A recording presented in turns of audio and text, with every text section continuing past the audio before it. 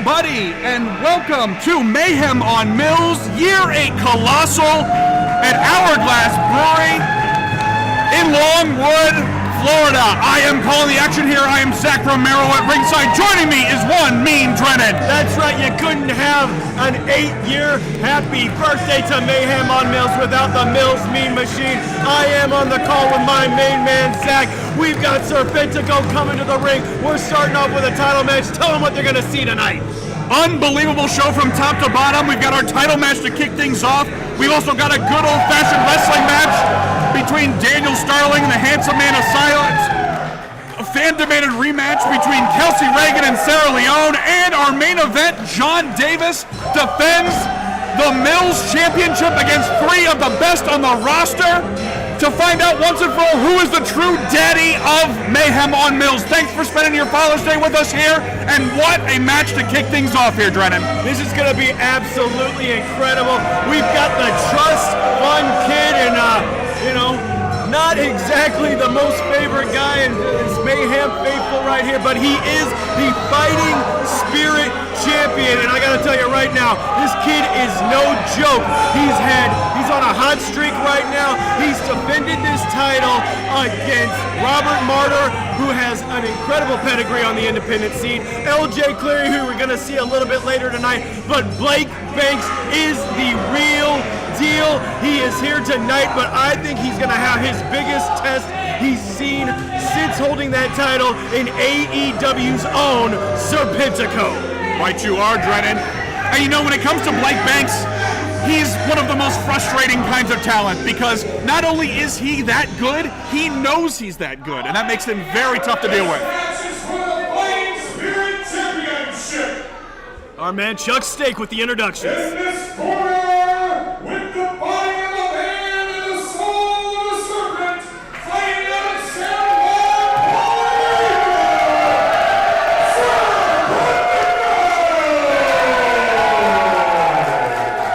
You want to talk about snake of the people? You are looking at it right there. And fighting in this corner, the reigning fighting spirit champion from West Palm Beach.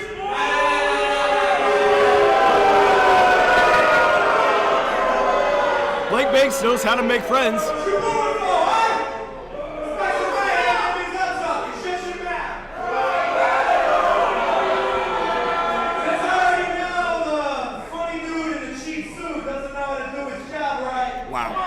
Your suit is nice. Allow me to introduce myself. My name is the Gucci Man.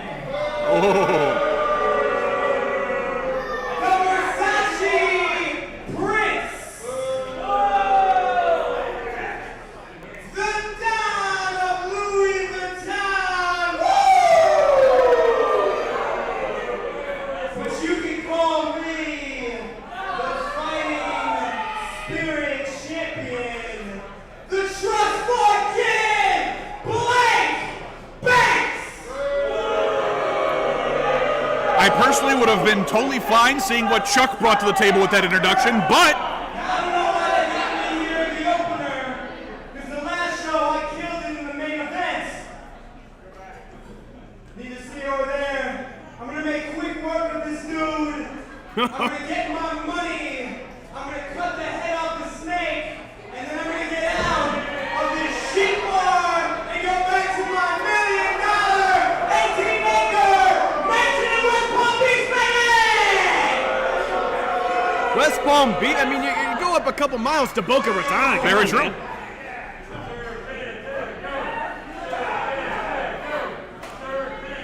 I gotta say, Blake Banks, I've been in the ring with both these guys. Serpentico is a hard, troubled bagger. There's nothing that Blake Banks is gonna show him or pull out that he has not seen and does not have a counter for. So I tell him, maybe watch your words, but hey, that is a veteran move by Blake Banks right there. You know what?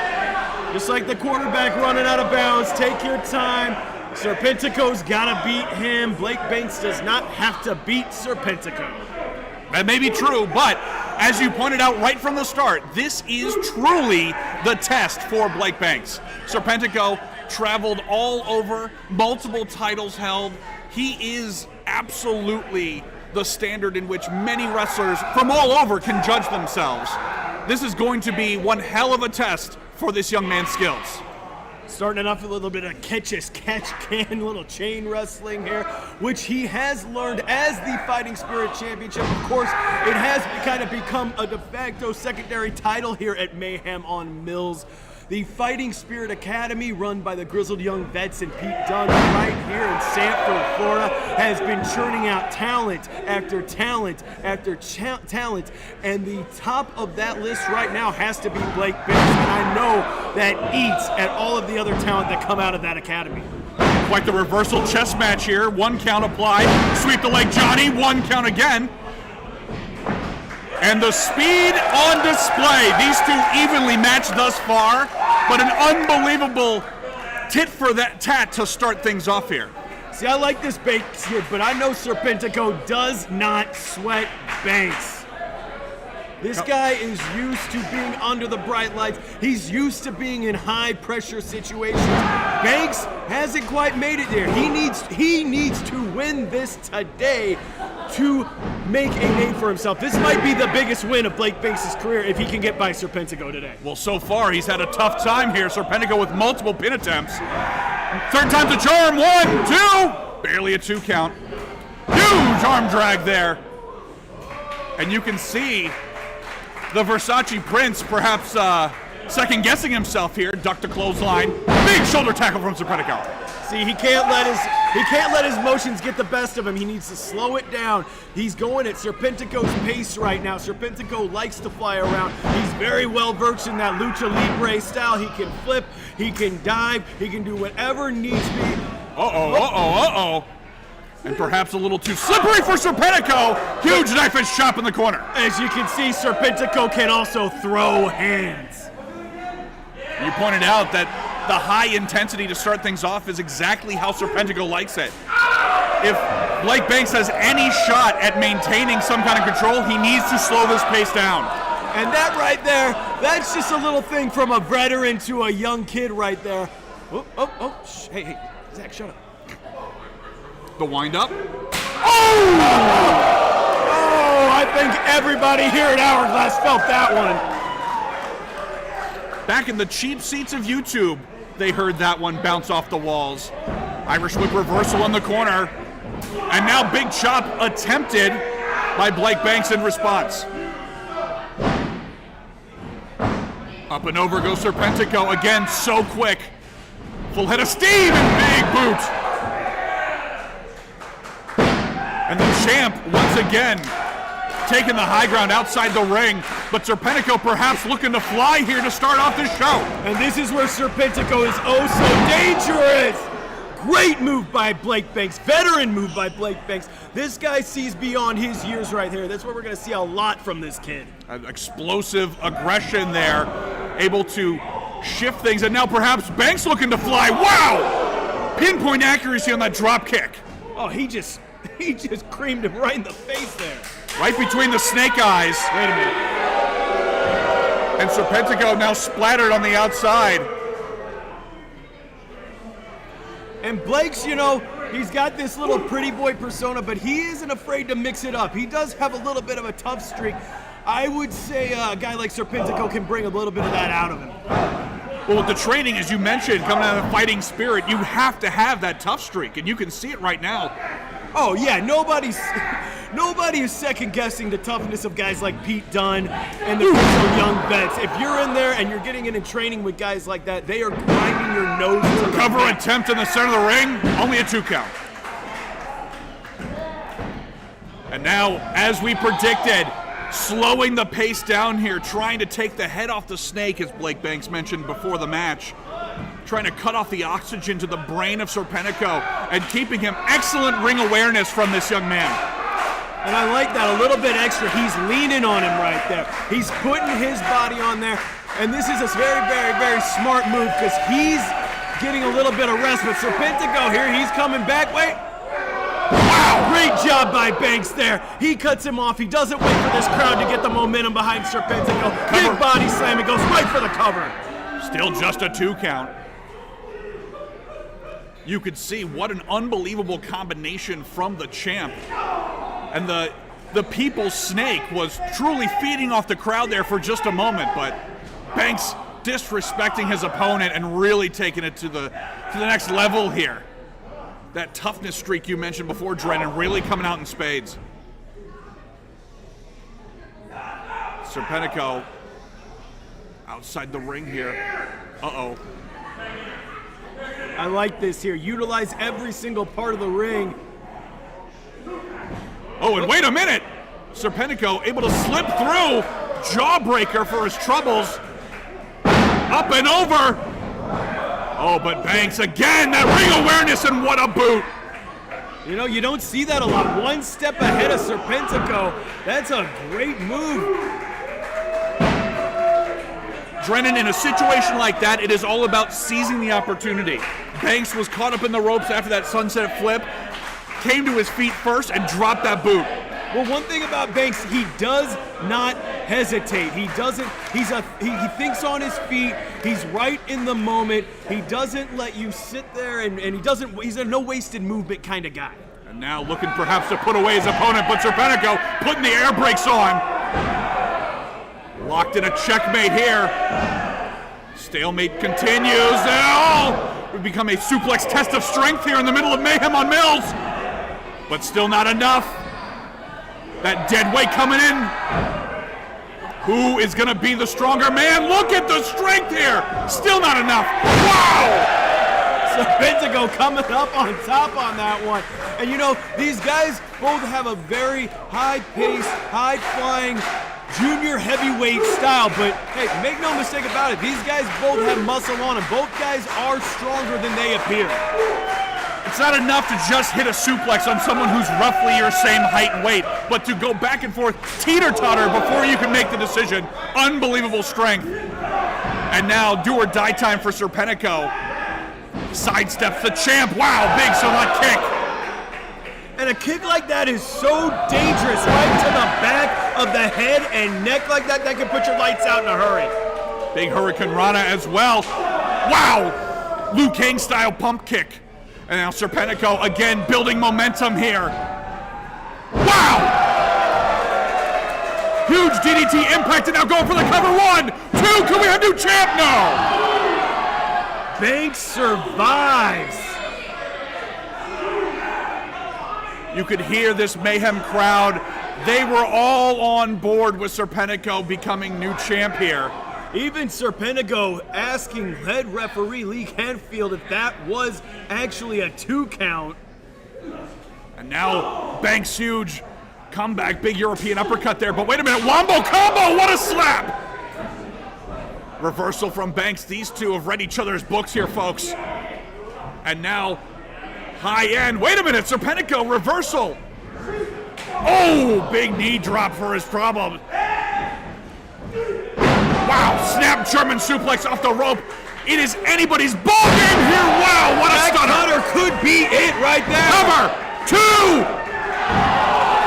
Banks, barely. I mean, that had to be 2.99999. Drennan, we are in horseshoes and hand grenades territory. That was so close to 3, but still not enough, and you can see the toll that this match has taken on both these competitors.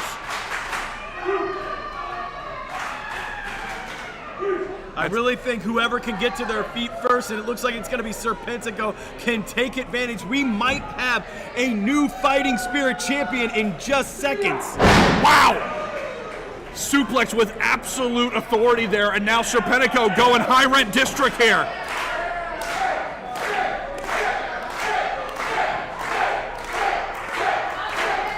Fake needs to move. He needs to get some movement going here. There we go. Up and over. Nobody in the pool, and running knee strike once again from the champ. And now, wow, corkscrew on that brainbuster. Beautifully placed. Cover 1, 2.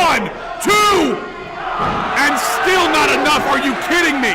But Banks can't get distracted. This is one of the things that young guys do. They sit there, they think that's enough because they beat some J-Bro with it not that long ago. But I'm telling you right now, Serpentico is not just your average competitor. He wouldn't be where he is if he was.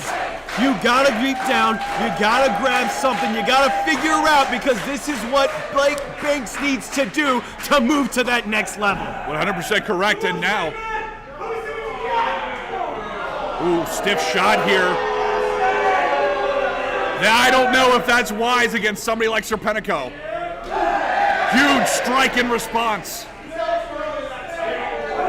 And the young gun, Blake Banks, shot once again across the bow. This crowd, I gotta say, firmly behind Serpentico here.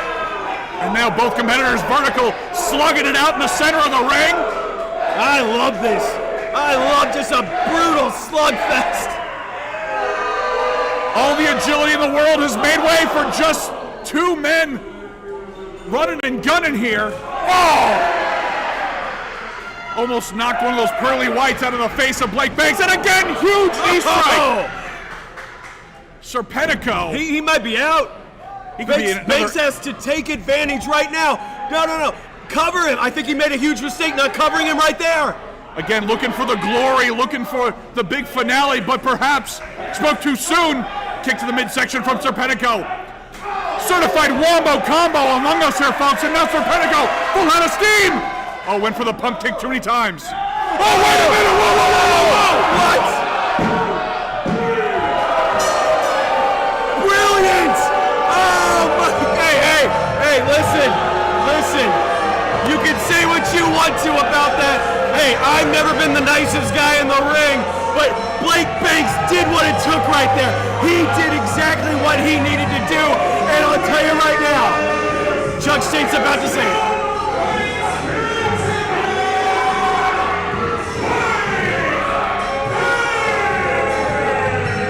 You may not like it, this crowd may not like it, but right now, Blake Banks has defeated Serpentico. You know, I wonder, is that kind of underhandedness something they teach at the Fighting Spirit Wrestling School? Nah, that's something you just learn on your own when you're just an absolute dick. Hey, trust me, I know from experience. Be that as it may, the record books will reflect a successful title defense.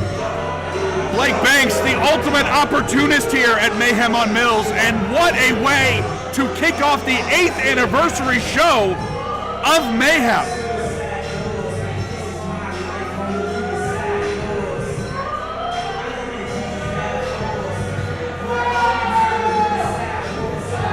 And whether the crowd here likes it or not, you're looking at the future of Mayhem on Mills in one Blake Banks.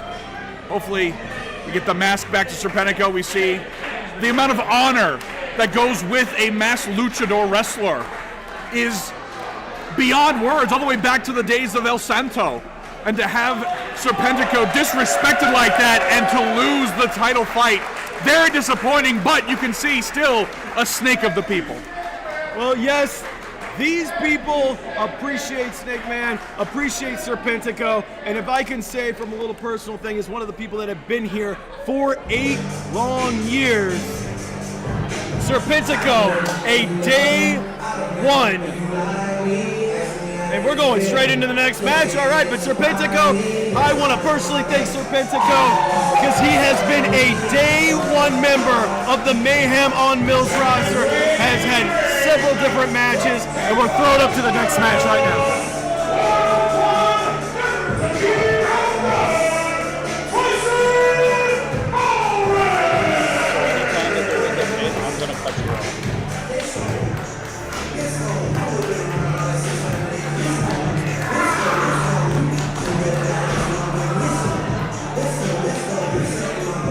Well, Zach, I don't know. I know this is your first time here at Mayhem on Mills.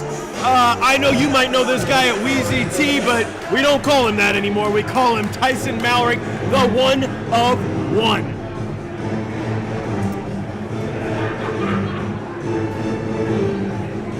And Chuck, at the very start of the show, brought up multiple grudge matches here on this show. And folks, you are right here, front row, for the grudge of all grudges. All right, well, all right. Katie, bar the door, let's go! We're skipping the foreplay here, folks. This thing is ugly from the jump. The Gifted, originally debuting on the Florida wrestling scene 7 years ago. These two tag team partners for the vast majority of it, and you know better than anyone that over the course of 7 years, even the closest brothers on earth, you'll get under your skin, and these two have grown to absolutely loathe one another. I know both these men pretty well, and you're absolutely right, Zach. There is, there's wrestling hate, and then there's everything else, and these guys cover it all under the sun. These two just straight up don't like it, but like each other. But it's that thing that comes from loving each other for so many years. Whoa! Huh? We said anything goes. Putting that to the test here, and Tyson Malrick will be singing in a different key after this matchup.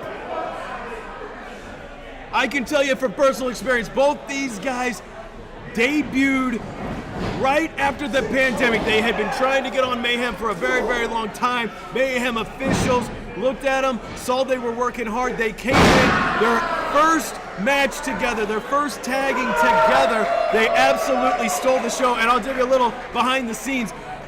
Logan Cruz actually dislocated his elbow in that first match, popped it in the match, and kept going. So if you're worried about toughness in this match, do not worry about either one of these men. Well, the other thing to keep in mind as well, these two obviously trained together, came up in the business together. They know everything. Oh my goodness! Huge clothesline over the top rope, and Tyson taking a hard tumble on that unforgiving wood floor. And I'd like to point out right now the Chuck Norris action jeans that Logan Cruz is wearing. Those are great for fully functional. They're great for kicking if anybody knows anything about functional jeans. But sweep the leg. And big Pele kick across the brow. Speaking of functional kicking, these two now, wow! Oh, they're right out in front of us here. Oh, Cruz is in a bad way. Right on that turnbuckle post. This is as personal as it gets, folks. And now blatant choke. Malrick choking him mere about 2 feet from where we are right now at our broadcast station. Very nervous here at ringside, and now those unforgiving steps as well to the ring. And these two, they know each other so well. They know everything official in the playbook between these two. So this type of matchup, it's all new ball game. It's all about throwing something that your former friend and new opponent is not going to expect, and you are seeing it happen out in front of us right now. Oh, that's smart. Throwing caution to the wind here with the caution sign across the back of Malrick. Well, this thing was going to get brutal, and it got a lot quicker. See, that's a huge mistake. Logan Cruz might be adding to his Mayhem punch card dislocated fingers after a shot like that. He might have broke his hand right there. Good Lord. And now Malrick back in the driver's seat, big chop right against the ring apron. I mean, that was a gift for Malrick right there. He needs to take advantage. Cruz might be, well, there you go. The commentator's curse right there. Oh! And huge splat right on the apron there. I don't need to tell you it's the hardest part of the ring. Right you are. Logan Cruz back in the driver's seat here. Now, of course, the strength, the size advantage does go to Logan Cruz in this matchup. But to anyone keeping up with Malrick, he has been absolutely cutting his teeth in death matches here and there. I saw him backstage. He still had some markings and cuts. And now Logan Cruz bringing what we're going to say, quote-unquote, is the heavy artillery around here. I believe that's a slinky. Hey. I've seen a man kill a man with a slinky before. There we go. Something slightly more traditional. Malrick attempting to catch his breath. Steel chair. When's anybody ever used one of those in a match? Okay, so we got to the ECW side of the ring. We were getting creative. Now we're in the ECW. Okay, I got it. This is a grudge match for the ages. There were some, I think we were promised some old school. Wow! Well, we've got promised something with that missile drop kick right to the trash can. We were promised carnage, and we're getting it. Very much so. And Malrick now perhaps has turned the tables once more. Nothing scientific about that, folks. Stiff shot right to the forehead. Just a great right hand from Malrick right there. And I gotta tell you, very underrated. Just a straight up punch to the face. Ooh, and a nice slap. I like that. A lot of unfinished business going into this thing. These two men have more chips on their shoulders than a thing of Pringles. I was gonna say bag of Doritos, but we got there. We got there. We landed the plane. And now, Malrick, high rent district, folks. I think this might be a mistake with Malrick. I don't think he did enough. Oh, we're not insured for this. Again, nothing scientific about throwing a trash bin into another man's face, but here we are. Malrick really looking to put Logan away with that, and Logan, calling a fastball of his own. Trash can right to the dome, and now Cruz swinging for the fences here. Wow. Now, Drennan, you've been in your fair share of grudge matches and street fights. How do you react when you get hit with something like a foreign object like that? It scrambles your brain. It knocks you loopy. You don't know where you're at for a couple minutes and everything. But hey, that is not official product placement, just for the record. No, absolutely not. They're not paying us a goddamn dime. But blatant choke here. See, in a match like this, all you can... That's actually pretty innovative, turning that into a neck breaker right there. But in a match like this... Cover. 1, 2. Not enough. All you can hope to do is survive. You have to be tough. You have to be able to bring it to you. And basically, you just wait for your opening with something like this. When you get hit in the head, you wait for your brains to get scrambled back in, and then you take advantage. You grab anything you can, and you throw it in the other person's face. Well, that might have cleared out some cobwebs. What a knife-edge chop there. And now again.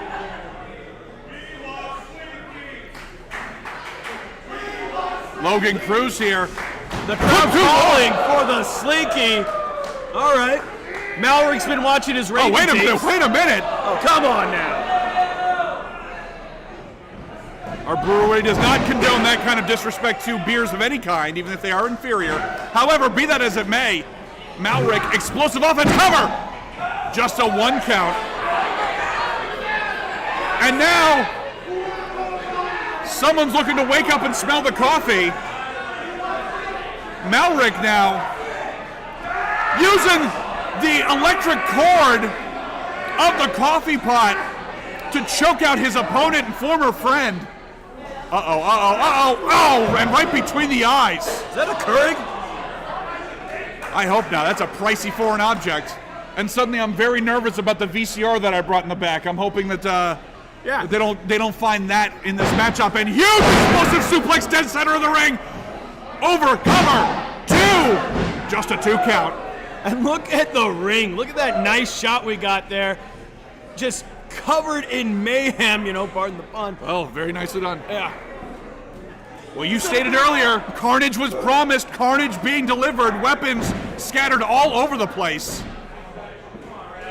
And Logan Cruz now attempting to reassemble what's in his head. And now, we're deep in slinky season here, folks. The absolute, wow, just whipping him with that. But if he can make Logan Cruz submit, not only would the submission be just an embarrassing way to lose, but with a slinky. The silver-tongued one, now silver slinky across the throat. The inventiveness on display here. As Malrick now searching. Wait a minute, pencil sharpener. Perhaps some stress-reducing coloring happening at the table, I don't know. But now, electric pencil sharpener, and that looks to be a vintage piece too. There could be added asbestos in there, we don't know. And now, once again, it is a grudge match for the ages. We're seeing weapons from every decade. Running the gamut here. Logan Cruz being choked out. And now Malrick really soaking it in, folks. Oh no! The pencil shavings, the graphite to the eyes! The graphite to the eyes! Malrick is blinded! Malrick cannot see! Oh, this is Cruz's chance. He's got to take advantage. And I believe he's got a old-fashioned wooden ship. Wow! A wagon wheel across the dome! And Malrick now trapped in the center, blinded! Wagon wheeled! Sat down properly. Oh, and just disrespect from Logan. Cruz, and what a clothesline! Nearly took the man's head off. Nearly took the man's head off. 2! Just a 2 count. Malrick barely getting that shoulder up. Both these men have to be just in incredible pain. Both of them have to be spent. I can't believe both of them are keep going. The amount of punishment both of them have taken. Drennan, this is not a matchup about wins or losses. This is about who will survive and what will be left of them. You really are a VHS guy. That's me. Speaking of, flat screen TV now brought into the mix. All right, we've gotten to the 2000s at least. Again, if they had thrown in a CRT TV, I would have jumped. Whoa! We've got jumper cables. I believe those are from Logan Cruz's personal collection. I'm not going to ask questions, nor am I here to judge. But now, a jump start to the heart, as it were. Right on the sensitive nipples and the grounding line in the mouth. That is not Motley Crue, but that will get your live wire going. And again, thank goodness not a CRT TV, or else I'd be jumping in front of it like I was shielding a bullet. Oh. But be that as it may. Oh boy. Again, you want to talk about bad blood? This thing has got buckets of it. I mean, this thing is so this is beyond personal. Logan attempting the suplex into the flat screen, but Malrick able to reverse. No, putting the air brakes on. This is do or die time, folks. They're both jockeying for position here. Full head of steam. Wait a minute, scooped up. Tilt-a-whirl, what a stunner! Wow! Cruz with a Hanson-like lariat right there, and neither man can capitalize. Both men spent. I mean, this might be it right here. Say we might have to get a crew out here to carry these two bodies out. This has been absolute pandemonium from the jump, folks. I mean, we've seen every weapon. There might be if there's a spatula under there, we can get them underneath them, get them up there. Bring out the gurneys, folks. This thing is in serious, dangerous situations. And now Cruz attempting to drag his opponent over. Again, these two trained together, debuted together. This has been an absolute, you want to talk about brotherly status, these two on TV, on the indies, nobody in the pool! And that could be the mistake that cost Logan Cruz. Wait a minute! Oh, quick movement here. Wow! Again, it's anybody's ball game. Hook the leg cover. 2, center of the ring, still not enough.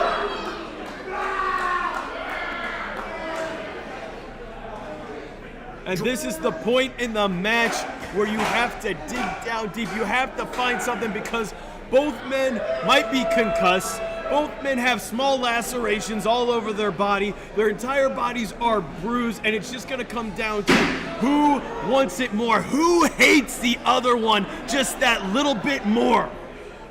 I would say one of life's strongest factors is spite, and we are seeing it on display here as these two. Wait a minute, Malrick throwing the ref for a distraction.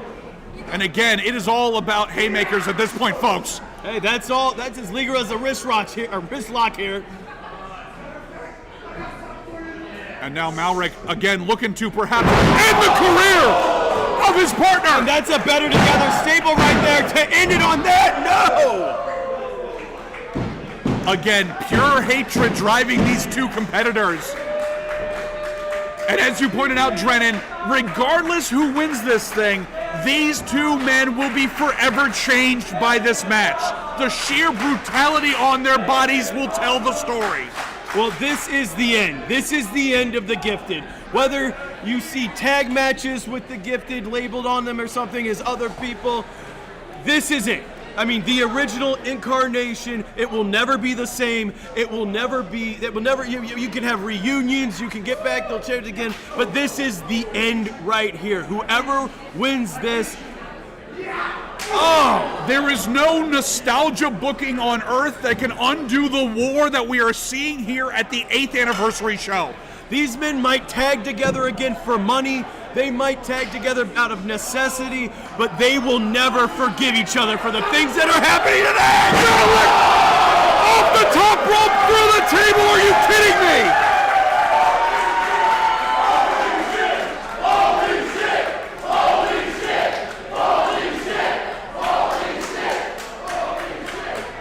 The fans here at the Hourglass Brewing are saying it all, Drennan.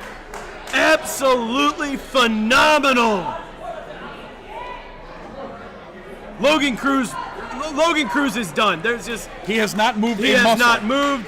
Malrick has this set up as he can get him back in the ring and cover him. This is just elementary at this point. Again, these two fighters will forever be changed, both physically and emotionally. I mean, this is it. This is it. Cover, center of the ring, Malrick. 2.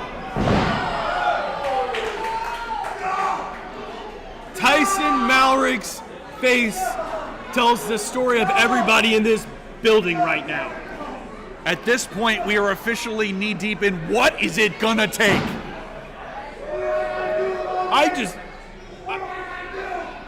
That was pure instinct on Logan Cruz's part. There's no way. Again, he has not moved since kicking out. I agree with Tyson Malrick. What does he have to do? He has given this man everything. He has given him his biggest shots, and Logan Cruz will not quit. Uh-oh. Oh! Looking to readjust a couple vertebrae there. And again, for the sequel. Completing the trilogy, and Logan Cruz refusing to stay down. Are you kidding me? Defiant as always. Oh! Swinging for the fences right between the eyes. Good Lord. Again, put it to bed, folks. Cover. 1. Jeez. Kyle Schwarber got nothing on Tyson Malrick right now. Good God. Now, Drennan, here's the great question. Yes, we're talking about bad blood. We're talking about two men who have grown to hate each other over the course of nearly a decade. But as a competitor, at what point do you gotta call it?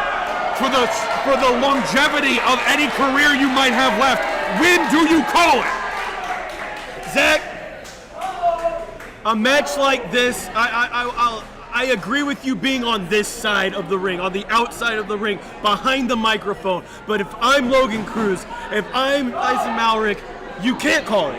You can't end this. This has to be settled. This is the only way to settle it.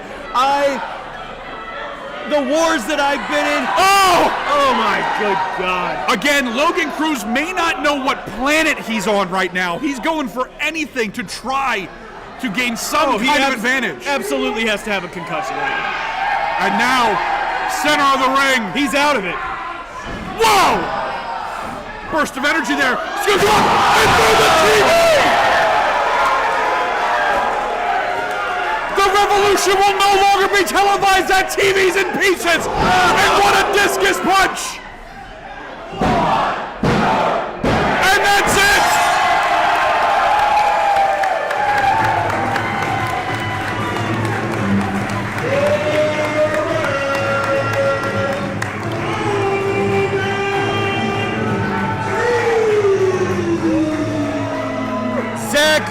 What an absolute war we just saw. I mean, yes, Logan Cruz, heads off to him, he won, but I mean, you can't take anything away from Tyson Malrick right there.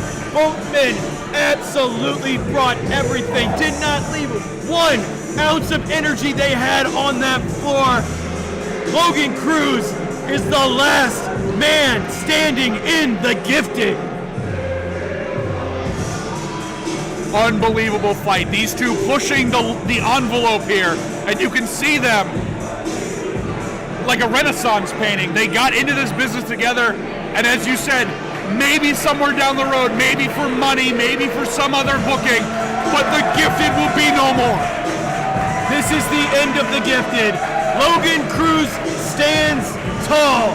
The last man standing, the last survivor, whatever you want to call it, whatever cliche we're doing, he is on top of the mountain. And look at that face. He's forever changed. Yeah, he might be happy he got the win, but there's a part of him that absolutely ate him up to have to do that to a man he loved. The battle may be over, but ultimately for these two men, at what cost? And again, folks, textbook example of what makes Mayhem on Mills different. We want to thank everyone who's joining us on YouTube, everybody who here at the Hourglass Brewery in Florida. What an unbelievable anniversary show we've had, and it's only been the second match. I mean, yeah, this is the second match, and we've already seen so much stuff. I mean, we saw an absolute technical classic at the beginning for the Fighting Spirit Championship. And we're going straight into it. Why not? Let's go!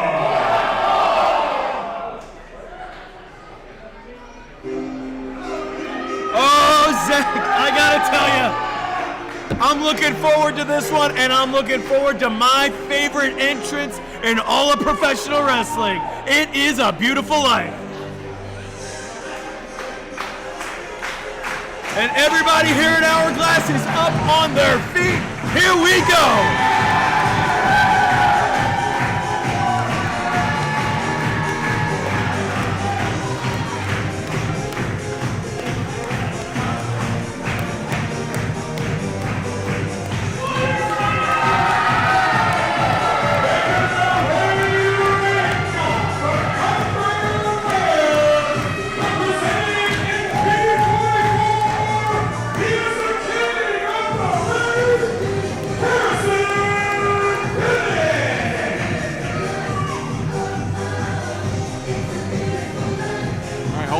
Hold on.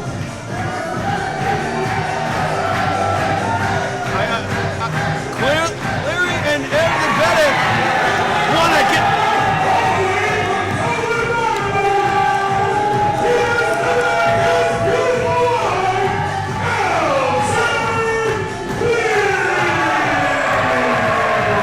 And Harrison Bennett and LJ Cleary were waiting for the crowd to get to the absolute peak. They come out, and look at this. Everybody's happy to see them. I love these jackets. Good God. It's a regular Eurovision invasion here at Mayhem on Mills. And you want to talk about crowd favorites off the jump. These people came alive. I feel like I'm speeding down the Autobahn with the hair blowing through my face, a hot smoke show on my side. I'm living vicariously through these guys. We're having a great time. It's 8 years, Zach. I'm even glad you're here. Oh, thank you. Thank you. Proud to be here. This has been an unbelievable showcase already. And now, one of, I would say, the absolute hallmarks of a Mayhem on Mills show, an unbelievable tag team division. And we are seeing another shade of it right here at the 8-year Colossal.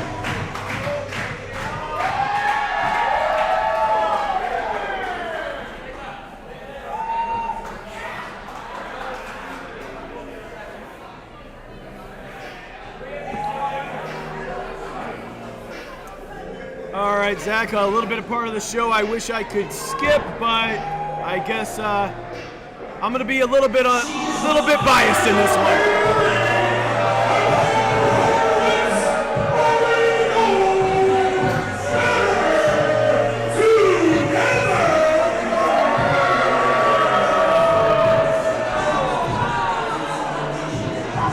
Zach, I know you're new around here. I used to have a little bit of a partnership, if you want to call it, with these two gentlemen, and yeah, it didn't really end on the greatest of terms. They got a receipt coming, but you know what? I'm here in the role of a broadcast journalist today. I'm here to celebrate 8 years of Mayhem. I will be impartial. I will do my best. But both these guys are huge, huge jerk dick faces. Well, glad to see that impartiality coming in here. You are contractually obligated here at the booth, and I appreciate that. I got a lot of class, don't worry. And you know, I thought we got through all the bad blood of Mills in that last match, but here we are, a little bit of bad blood left over. However, be that as it may, unbelievable tag team showcase about to take part here.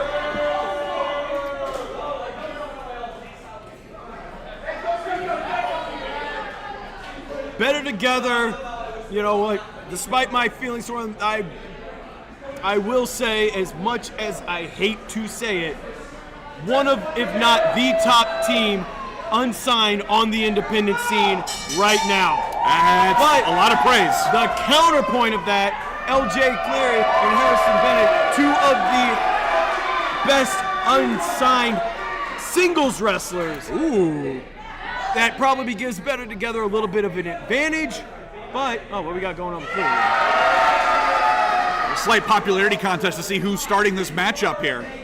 Well, everybody likes anybody.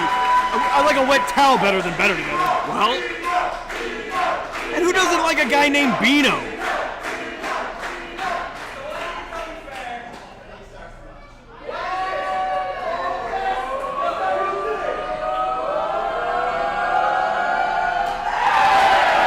we continue to elevate here and raise the bar. We had such pomp and circumstance for an entrance, and that was just for the first tag.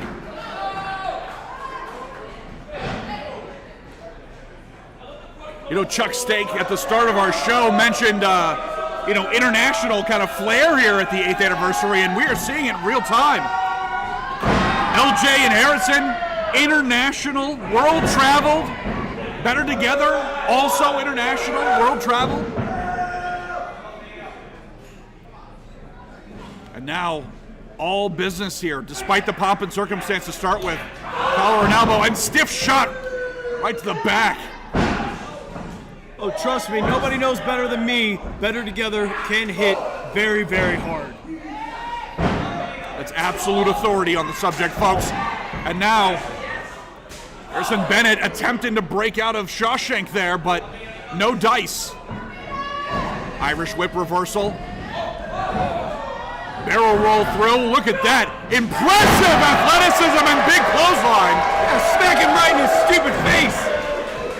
Again, that impartiality somewhat waiting here, and now snap suplex dead center of the ring. Into the cover. Just a 1 count. And Harrison on top of the man here. Blind tag made. LJ clearly now getting in. And you mentioned their singles prowess, but so far functioning as a well-oiled machine as a tag team, and that's exactly what you want to see. Another blind tag. Harrison Bennett back in now. Oh! Again, like sharks smelling blood in the water, they are putting the work on that arm. I agree with the crowd. Let's get one more time here.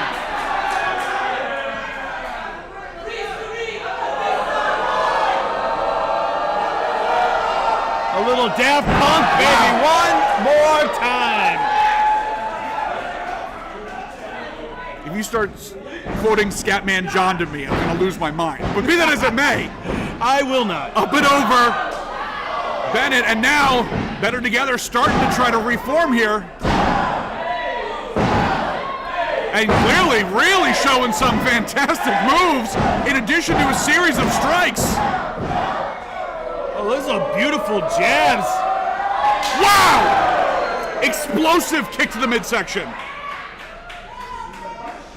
Now, I have it on good authority that Better Together has been on a much more serious, devoted streak here as of late, trying to really be taken seriously as a team.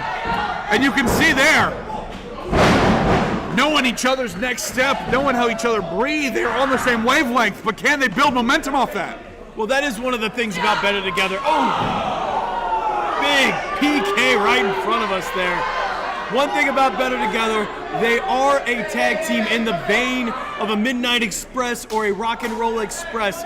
One complements the other. That's the difference you're going to see between Bino and LJ right here, who are going to be a little bit more singles-minded, whereas Better Together, they work as a unit. They work as a team.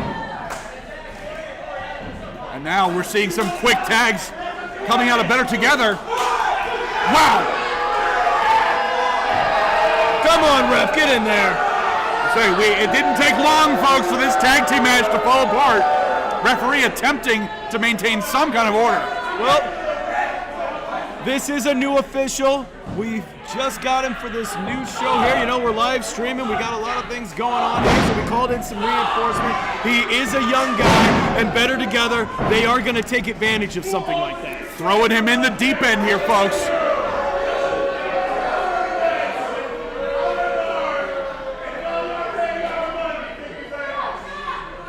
Little trash talking to the folks of Mayhem on Mills here. And again, Better Together, tandem moves on display.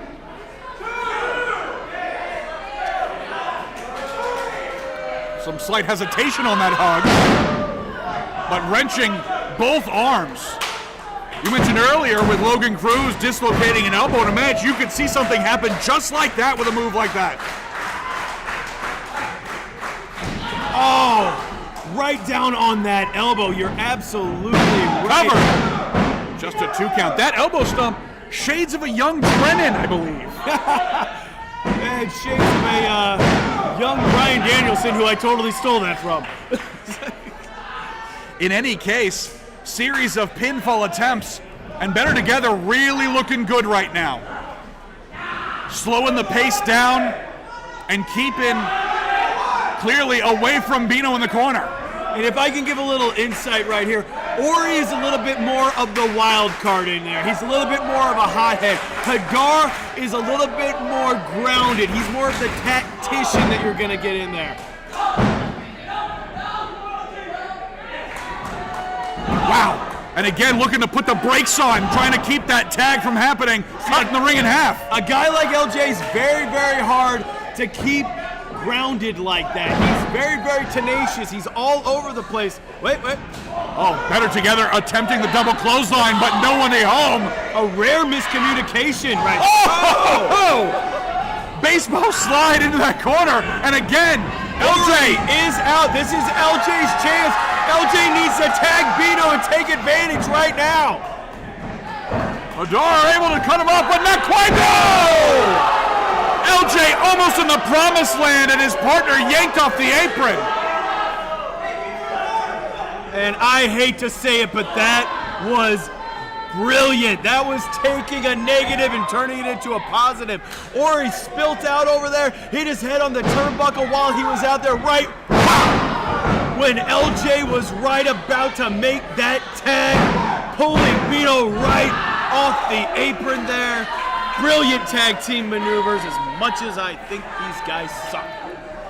Be that as it may, pin attempt, but not enough still, and you can see Better Together may be taking themselves more seriously, but this audience not in their corner for this matchup. Well, yeah, that's the problem. They gain confidence. I don't know, maybe tagging with a somewhat handsome, marginally successful independent wrestler for a couple months, and we're like a year and a half there, maybe gave him that confidence, and maybe a thank you's in order, but you know what, that's for something, that's for another time.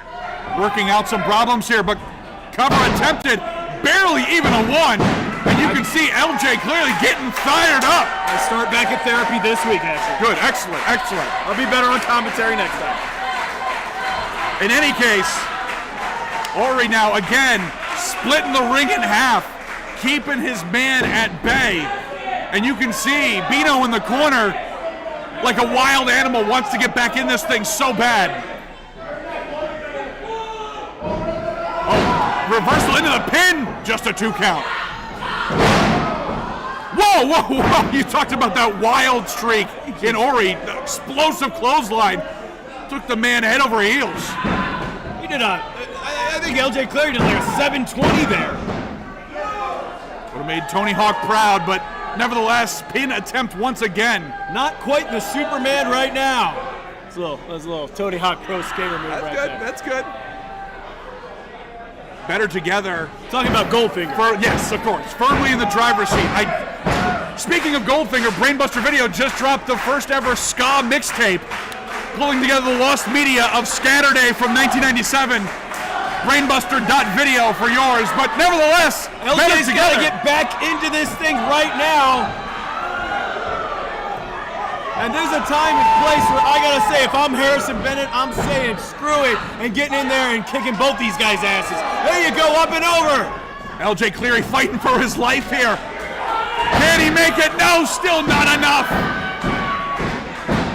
Horvitz able to put the brakes on once again. Desperation here. This is it! The tag made! Oh, a house of fire! Harrison Bennett coming in like a man possessed! Oh, kick to the midsection though, cut the celebration short. Whoa! Beautiful Inzagiri! Taking a negative into a positive, what a kick! And now Bino up and running! Oh, one! Can he make the sequel happen? So nice, he's gonna do it twice! Unbelievable! And the crowd here at Hourglass Brewing is on fire! Harrison Bennett's got these people up and moving! Full head of steam, oh, what a kick! Shades of Arn Anderson with that spine buster. And again, the speed! Are you kidding me? It's like he's got eyes in the back of his head. This guy can move. Wow! Inzaguri from the cheap seats. Wow! This could be it. This is it. Harrison Bennett's gonna do it. Two. And you want to talk about life-saving breakup.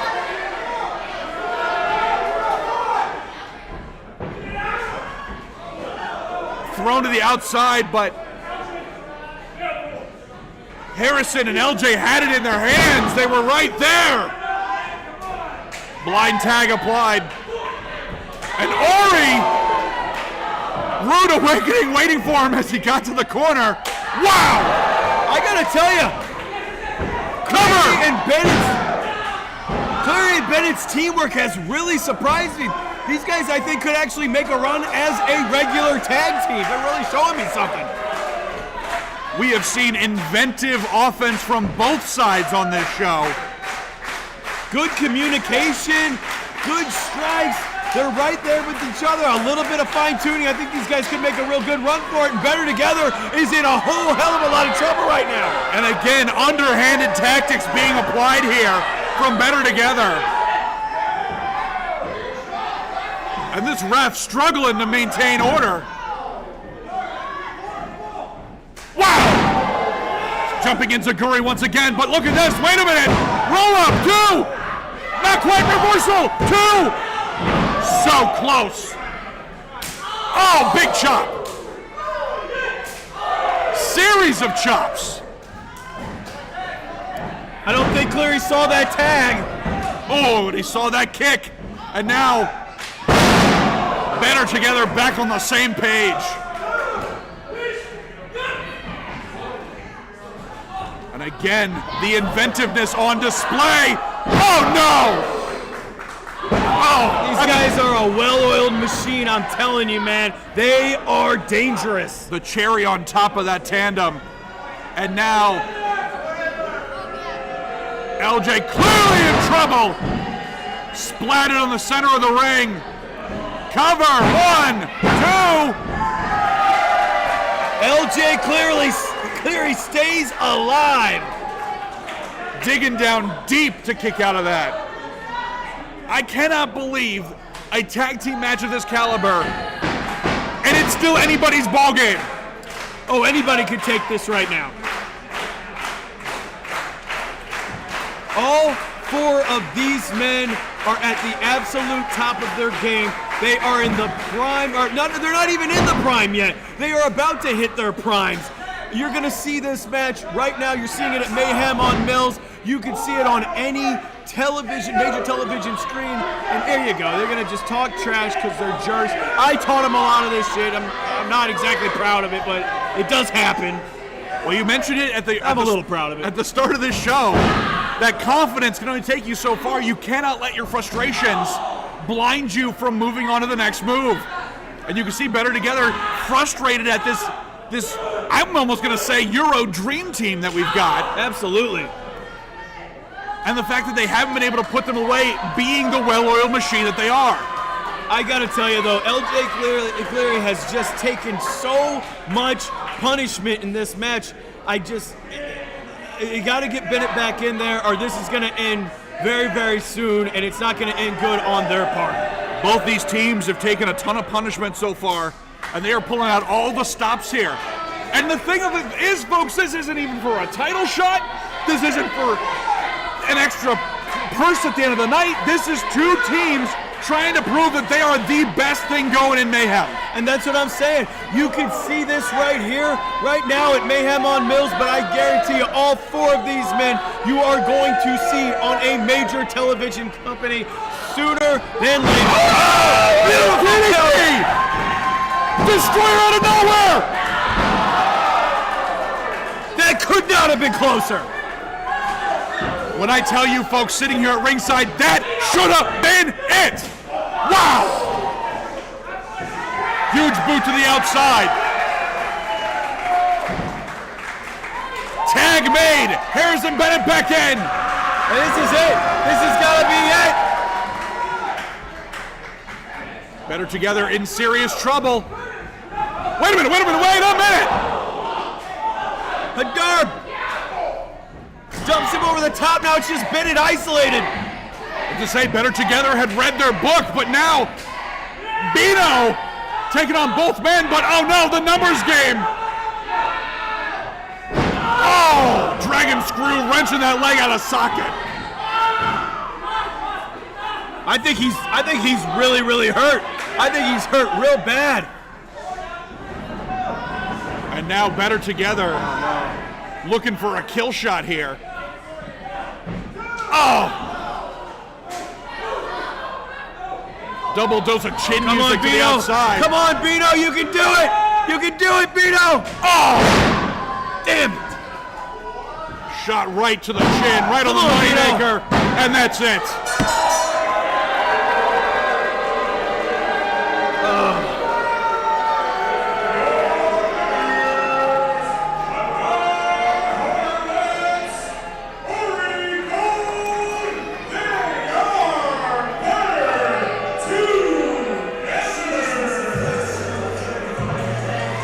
Say what you want right now. Better Together are an incredible tag team, but they know that they were in an absolute war tonight with LJ Cleary and Harrison Bennett. They took them to the limit, and yes, Better Together might be the best unsigned tag team on the independent scene right now, but they were this close to getting beat by an international dream team. And you can see the damage perhaps done here as Bennett's checking.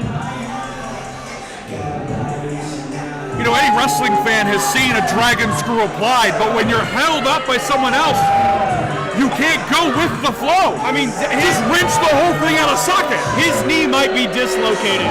He's gonna definitely have to see the medic after this. He's gonna need some medical attention. That's a very, very, very, very innovative, but very, very dangerous move from Better Together. And you're looking at the cornerstone of the tag team division here. You're looking at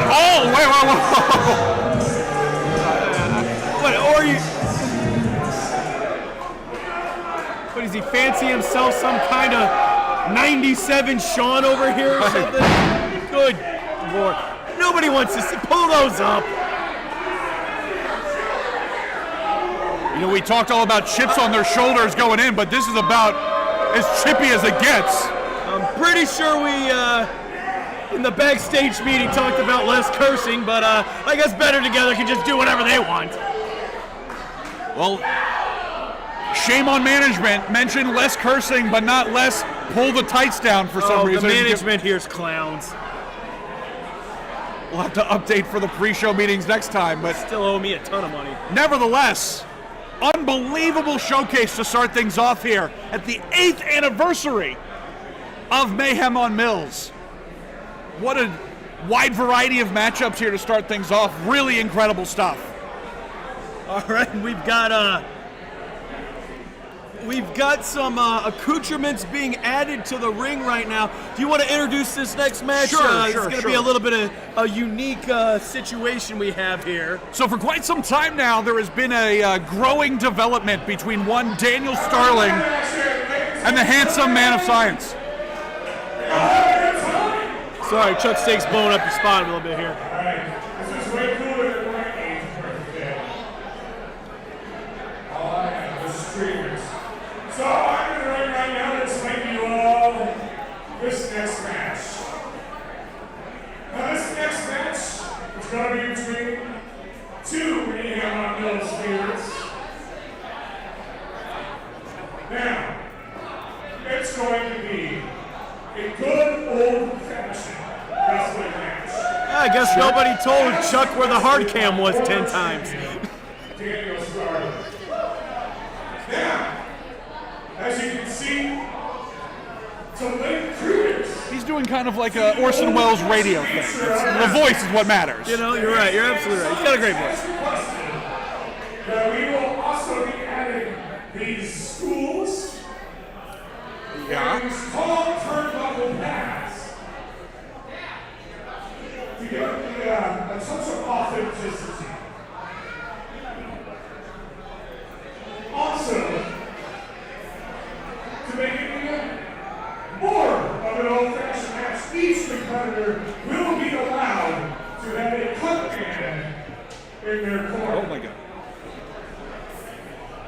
So if you see somebody else standing behind the competitors, that's who that is. And I don't really know what they do. I mean, I think they stitch things up and they rub a little piece of metal on your head when it gets bruised. I'm not old-fashioned. I'm going to have burgundy. So, to give these fine fellows some time to sit. Uh-oh. I'm going to leave everybody with a song of happy birthday to Mayhem on Mills. Ah. Yes, that's right. Chuck is quite the crooner. Everyone say happy birthday to Mayhem on Mills. We've turned 8 years old. All right. That means we're only, we're quite a few years away from being able to drink. Anyway. All right, 1. Well, we are in a bar. 3. Happy birthday to you. Happy birthday to you. I told you Chuck had some pipes on him. Yeah, happy birthday, man. Hear him calling me out? I can't believe you guys paid for this. That's crazy. Oh, we don't pay him. No, I meant for the song rights. That's crazy. Oh, yeah. Hey, we'll have Skipper Bob edit that out. Don't worry. We're going to get copyright claimed for the birthday song. We've seen athletes go through steel barricades.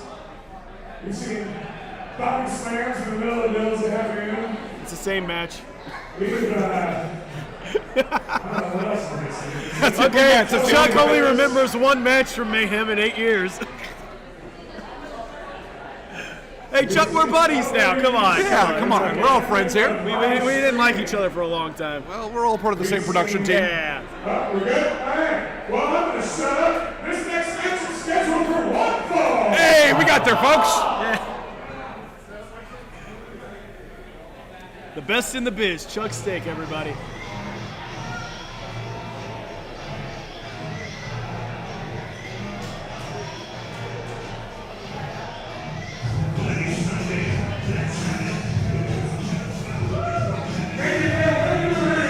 Accompanied by Uriah from Virginia Beach, Virginia, weighing 213 3/4 pounds, representing the RD, the measuring stick, Dan!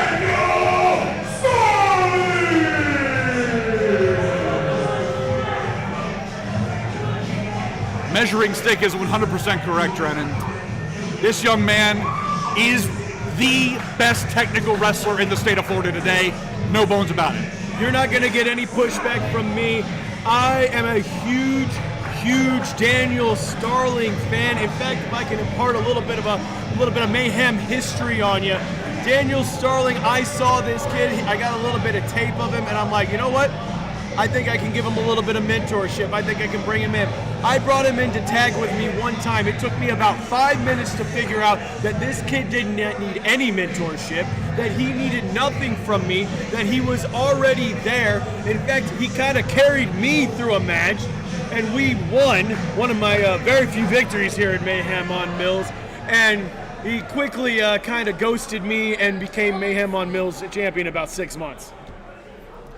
Former champion here is right, Daniel Starling. Since coming back from injury, absolutely focused on stamina, on strength. He was dangerous before, and he is a whole different ballgame now. But this guy right here, Zach, I don't know if you're familiar with him. This guy just kind of showed up here one day. I don't know if it was time travel. I don't know what contraption he built, but this is...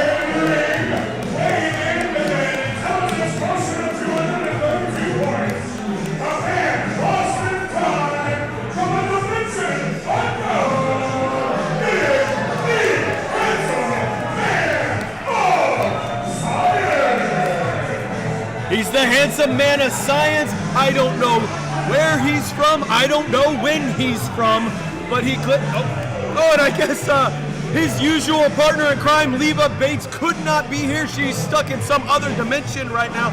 So I guess he has another handsome man of science as his cornerman today to, I guess, off-put the stylings of Tyler Uriah. And I gotta tell you, from the looks of it, this guy better be tough.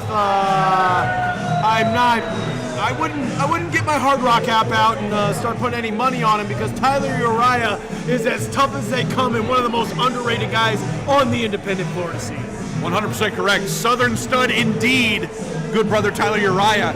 But this matchup in particular is of interest because since coming back from injury, Dan Starling 100% focused on bringing true competition and sport to Mayhem on Mills. No more gimmicks, no more cartoons. He is here to make wrestling serious once more. And the handsome man of science has been in his crosshairs since the beginning. Daniel Starling breaking the leg of the handsome man of science, putting him out of commission for a time. After Starling lost the Mayhem on Mills championship, and I will say, I would always put an asterisk by him losing that title because the man was very injured, had a practically wrecked back.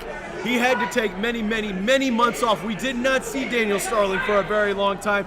He returned, said he was going to come back. He's done with the gimmicks. He's done with the nonsense. He immediately targeted the handsome man of science, broke his leg, and we did not see the handsome man of science for about 6 to 8 months. He came back. He saved Leva Bates from a beat down on the last show, and now here we are. And you can tell it's an old-timey wrestling match, or a good old-fashioned wrestling match, because we had black and white introductions. That's true. Daniel Starling's request for this matchup was clear set of rules, clearly defined down the middle by the books. And the handsome man of science's demands were skinny turnbuckles and stools. So all about aesthetics for the handsome man of science. But be that as it may, what an unbelievable grudge match we've got here. And the sneer on the face of Dan Starling says it all. I mean, I'm being honest, it does look like an old-timey wrestling match, or a good old-fashioned wrestling match. We are certainly monochromatic here. I do have to question the handsome man of science smoking a pipe on his way to the ring. I mean, the only other person I've ever seen that work for is maybe Onita or the Sandman, that cannot help with your cardio. That's a great point. However, handsome man of science, built different, we'll say. Well, I like this. Down in the crouching, almost a lunge position. Oh, and that's got to help him on that very serious, very good old-fashioned wrestling match lockup right there. Excellently put. These two purely textbook for the moment. Reversal applied. The handsome man of science showing he's able to keep up with the absolute technical prowess of Daniel Starling. I mean, if you squint your eyes just a little bit, it is kind of like watching Hackenschmidt and Gotch at the Chicago Arena in 27. And again, that agility with that razor-sharp wittiness to put a man in a knot. Daniel Starling able to escape. And now, handsome man of science again. I would say certainly height advantage, size advantage maybe. Hey, but you can say what you want to. I know we're having a little bit of fun with the handsome man of science out here, but he is a hell of a competitor. Very athletic for his size. He runs about 6'3". He might not have the technical prowess of a Daniel Starling, but he can maneuver around that ring in very surprising ways. And now waist lock, trying to get out of the side headlock applied. It's a bit of a lock tug of war here. And very old-fashioned rope break there. But yeah, I like that. Senior official Lee Canfield right there, right inside, giving the... Wow! Oh! Some scientific inventiveness there. Very impressive roll through. I got to tell you, I bet Starling was a little bit surprised by that. And now launched off, big shoulder tackle of science. Up and over, handsome man. Wow, the agility on display, and again, huge shoulder tackle of science. Oh, it looks like Starling's taking a little breather here, and that's okay. That's all right. Get a little bit of water. Well, you know, back in the old-fashioned times, when your competitors would be smoking a pipe on the way to the ring, you'd have to take little intermittent breaks. That's just how it goes. Handsome man of science getting a couple squats in there real quick, a couple quick Hindus in, and the not so handsome man of science over there giving him the fan. The mustachio man of science. Wait a minute! What's Starling doing here? Starling attempting to use the stool as a foreign weapon. Nothing old-fashioned about that. Senior official Lee Canfield putting the stool away. Hey, make no mistake about it. We've been putting over the technical prowess of Daniel Starling here, but he is as tough as they come, and he doesn't mind breaking a rule or two. I mean, that's how you get to be Mills champ. And now look at that huge one-leg takedown. Collegiate-style wrestling attempt here by Daniel Starling. And for a little bit of lore, to make this a little bit, just that little bit more personal than it already is, that Daniel Starling actually pinned the handsome man of science to win the Mayhem on Mills Championship. The title had to be vacated after Kylan King suffered an injury. We had a tournament, a four-way, and the last two surviving members of that four-way was Daniel Starling and the handsome man of science, with Starling picking up the win. And you can see there, as tall as the handsome man of science is, Daniel Starling, another pin attempt here. Daniel Starling climbing on him like a jungle gym.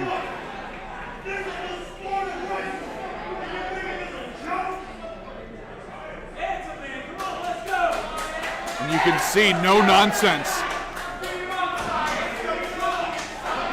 And Daniel Starling now calling for the collegiate. I was saying, we're gonna get a little Olympic rules. I mean, it is old-fashioned. Is it Greco-Roman old-fashioned? That's pretty old. You know, they're not in the nude, and they're not oiled up as much as, well, they might be a little oiled. Well, that'll be for the 9th anniversary show. All right, the not-so-handsome man of science is, I think they're consulting some literature right here, it looks like. Well, when you're as scientifically minded. Oh, wow. Oh.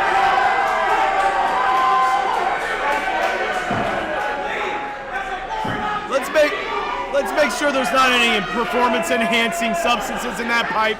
That's a great question. And now Daniel Starling is incensed. The handsome man of science. Starling's definitely not going to put up with this. Oh, wait a minute. Look at the power. Up and over. The absolute power with the pipe in mouth. Wow. Nearly rattled the ring with that body slam. And Daniel Starling He's on Dream Street, folks. Irish whip applied. Wow! Explosive kick for the handsome man of science.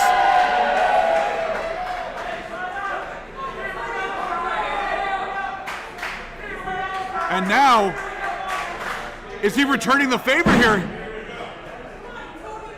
Default position here.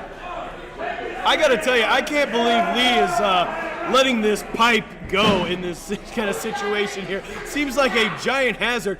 If not, I mean, that could put a hole in the canvas. That's a great point. Those things aren't cheap. That's a great point. I call high spots in the morning. You know, as the former ghost of fully gimmicked, it does break my heart that Daniel Starling is the gimmick killer around these parts, but be that as it may, the skill, the aggression, the killer instinct is on display. He's got those big blows to the back of the head there. Be knocking geometry out of this man. And the mustachioed man of science over here in the corner, desperately checking the notes. He looks like me before any math test in my entire life. Yeah, I took calculus last semester, and I don't think I had a book quite that big, and I didn't do that good. Nevertheless, wow, huge punch right to the temple. Beautiful, beautiful right hand there. And sticking and weaving is Daniel Starling. Wow. Just absolutely on the button, sending the handsome man of science into another dimension mentally. And I've said it before, I'll say it again. Yeah, we saw some weapons earlier, and we saw a lot of very, very dangerous stuff in matches prior. But you know what's dangerous and you know what really hurts? A just good right hand punch right to a man's jaw, or a woman's jaw, or a them's jaw. Very true. Very true words. And now, Daniel Starling using the ring as a weapon.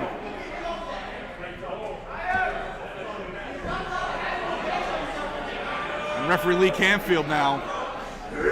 Wow. You know, this is all about, really, it's like a battle bots thing. You got your team on each side really looking to take whatever advantage they can. You got Tyler Uriah, you got mysterious mustachioed man of science as potential difference makers. But the big difference maker is Dan Starling on an absolute warpath here. With the handsome man able to escape.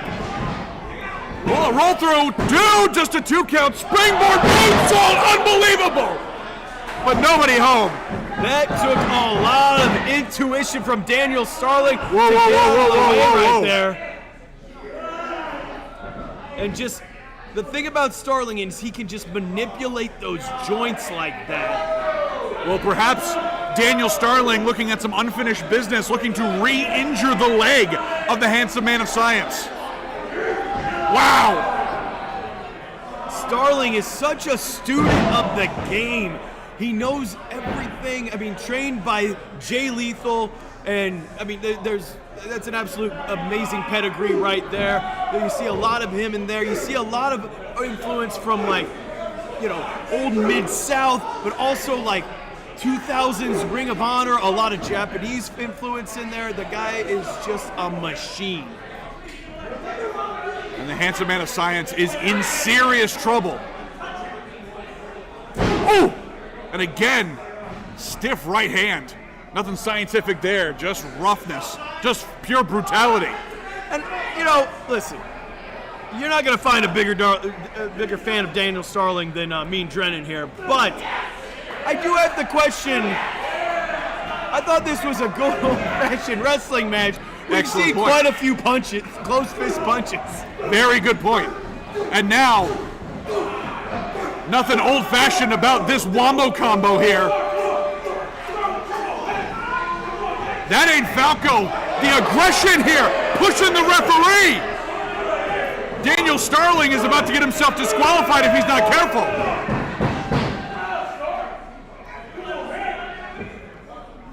Like a man possessed.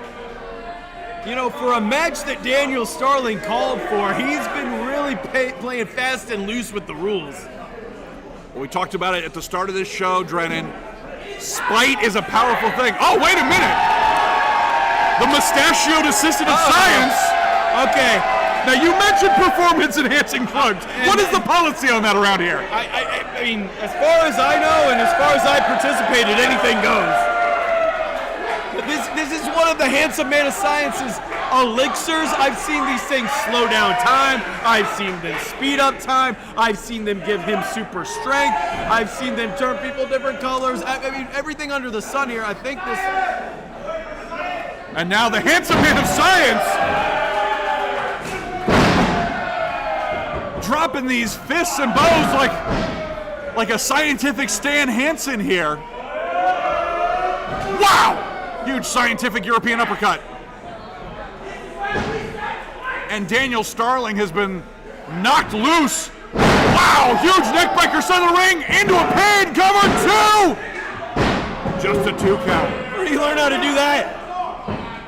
And now, springboard moonsault, are you kidding me? The Science Salt! You want to talk about perfect product placement. Absolute, beautiful Science Salt right in the center of the ring, but still not enough. And now, Tyler Uriah getting involved. Oh! Daniel Starling attempting the sneak attack, and now Tyler Uriah gets a little bit.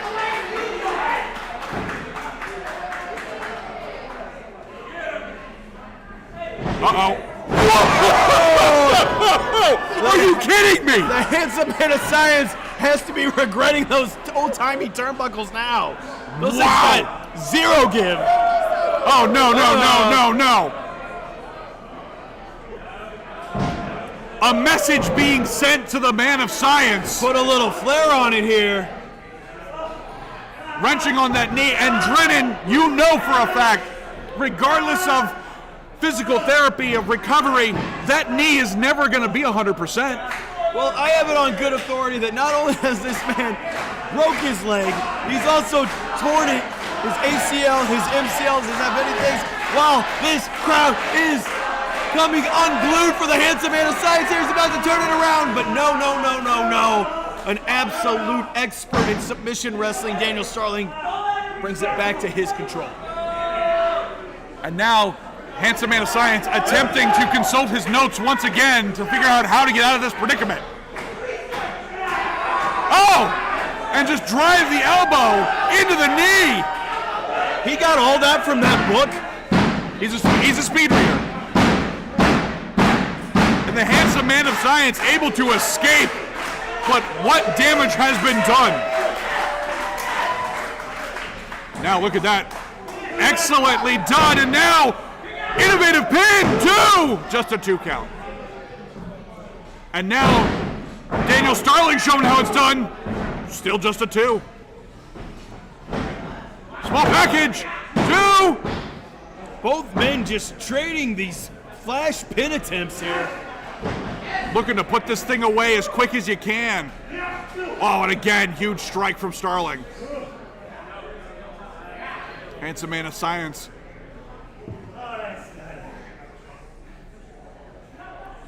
Oh, throwing the textbook out the window and now going for a strike off in the center of the ring.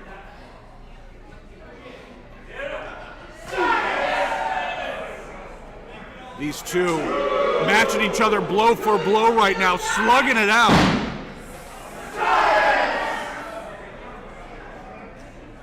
And now, uh-oh. The tape coming off.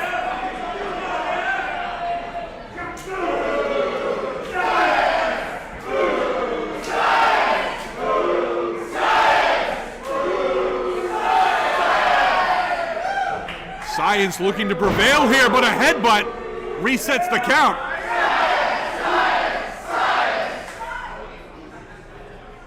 And now, Daniel Starling.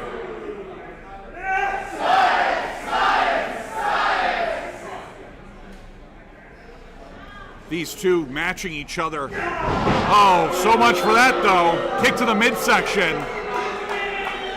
And Daniel Starling now, again, as you pointed out, good old-fashioned or not, has been bending every rule in the book.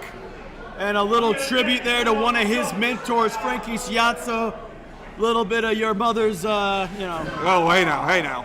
We are on YouTube now. Come on. Big boot of science. And Daniel Starling nearly touching the ceiling here, folks.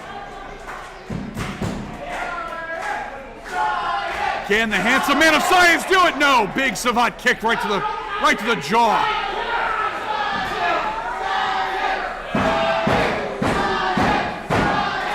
And Daniel Starling deep in trouble here. Wow! Right in the back of the neck. Cover! 2! Wow, 2.5, 2 3/4. Maybe even 2 and a similar close decimal. I didn't do well in math, so I got nothing. We'd have to. I mean, the unfortunate thing about it is the handsome man of science is in the ring competing. If he was out here, he could do the math for us, and we'd be able to figure out. I'd hope it would be like in a song format. It would be like edutainment or something. There would be some whimsy involved, I'm sure.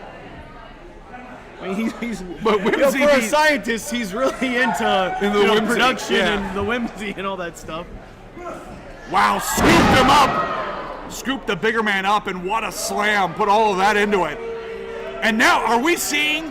Wait a minute. Bill Watts is not going to be happy about this. I mean, he's going to fine him $500, but Starling can fly. To the Father, your Son, and your sister's ass! Wow, nothing old-fashioned there. He gets a knee for his troubles. Once again, paying tribute to his mentor right there. And perhaps a little too much. And kind of a fitting tribute. A little too much dip on the chip, and now handsome man of science perhaps looking to put him away. Oh! A little scientific soul food there. Instead, explosive clothesline from Daniel Starling, and both fighters are down. And this old-fashioned wrestling match has just turned into... Oh, wait, we got something out here. We've got both the seconds over here. We've got the mustache man of science. I would not recommend that mustache. Oh! Well, that's one way to take care of that. A kick right to the Bunsen burners, and nevertheless, Tyler Uriah, the equalizer here on the outside at least, and now Daniel Starling looking to put the handsome man of science away for good, but wait a minute! Oh, and look at that. Just not enough left in the tank. He's just too spent. Wow! He cannot recover. His own body just gave out right there. Can we talk about the power bomb just applied to a man double his size? Oh, and Daniel Starling looking to take the head off and landed rough. I gotta tell you, the handsome man of science refusing to quit. Wow! Unbelievable cover! 2! Not enough! Not enough! At this point, what else have you got left in the playbook, folks?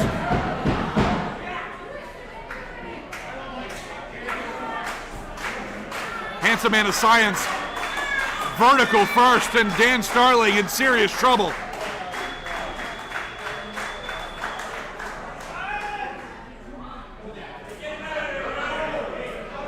Oh, wow. And Starling once again. Oh, and Tyler Uriah making his presence known. Oh! He hit that man with the stool! Stool shot right between the eyes. No, come on. The handsome man of science is out cold. No! Well, if I was a more callous man, I might say not this way, but very smart on Daniel Starling's part.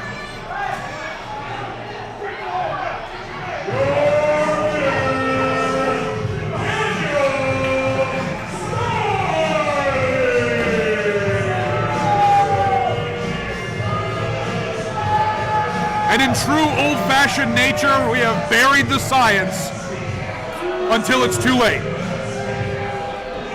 Daniel, Starling, Tyler, Uriah, so proud of themselves. I mean, they have reason to be. They came out here. Starling fought a hard match. I mean, you have to hand it to the handsome man of science. He hung in there move for move the entire time. But just that little bit extra, just that little bit of, you know, you can call it cunningness, you can call it will to win. Starling, with a little bit of help from Uriah, took this whole thing. Little bit extra? You're talking about a man using another man's stool to win. That's disgusting. And what a way to come to the halfway point of our 8th anniversary show here at Mayhem on Mills. The handsome man of science, slow to get up. You can't even see it, but the mustachioed assistant of science is splattered on the canvas on the outside here. Yeah, he's done for. His weekend's over. Put him in the book drop. He is done. And while we have a little bit of time here,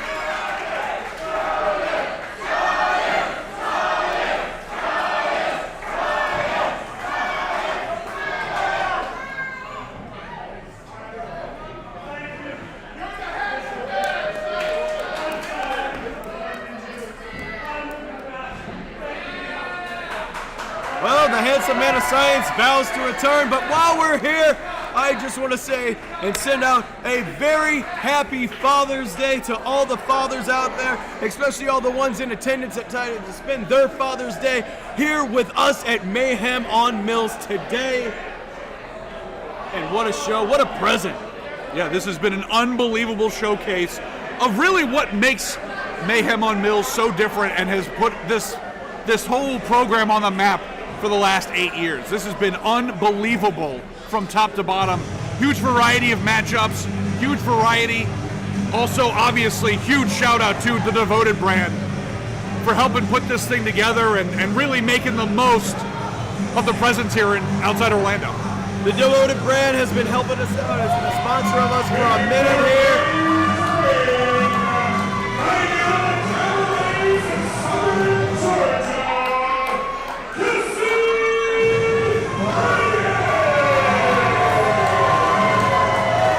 And a brand new sponsor that you know a hell of a lot about, Brainbuster Video. Take it away, Zach. Thank you so much, Fred. And Brainbuster Video, for the better part of 5 years, has been bringing the majestic nature of VHS back to the modern era. Where you want art pieces, you want merch, or you just want blatant bootlegging, Brainbuster Video will answer all of those needs. So make sure you go to brainbuster.video to get some merch for you. And if you're anywhere in the Tampa area at the end of this month at Sunray Cinema, we'll be showing Tommy Wiseau's Big Shark. It's a very confusing film about a giant shark. Personally, I'm here for the bootlegs. That sounds awesome. And I gotta tell you, Zach, I am stoked for this next match. Kelsey, Reagan coming out in just a couple minutes. Sara will walk through that curtain.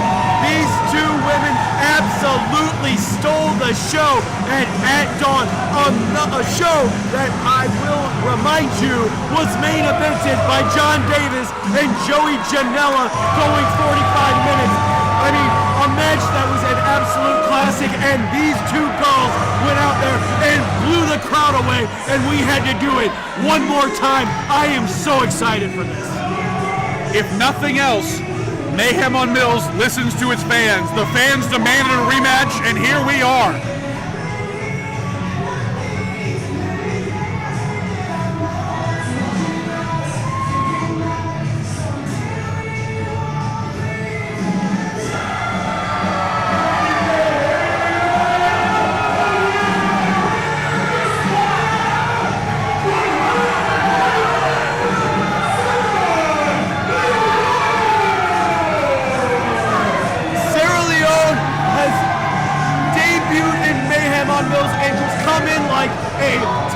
A firecracker, whatever kind of calamity of a rush that you want. This girl is an injection of energy straight into the veins.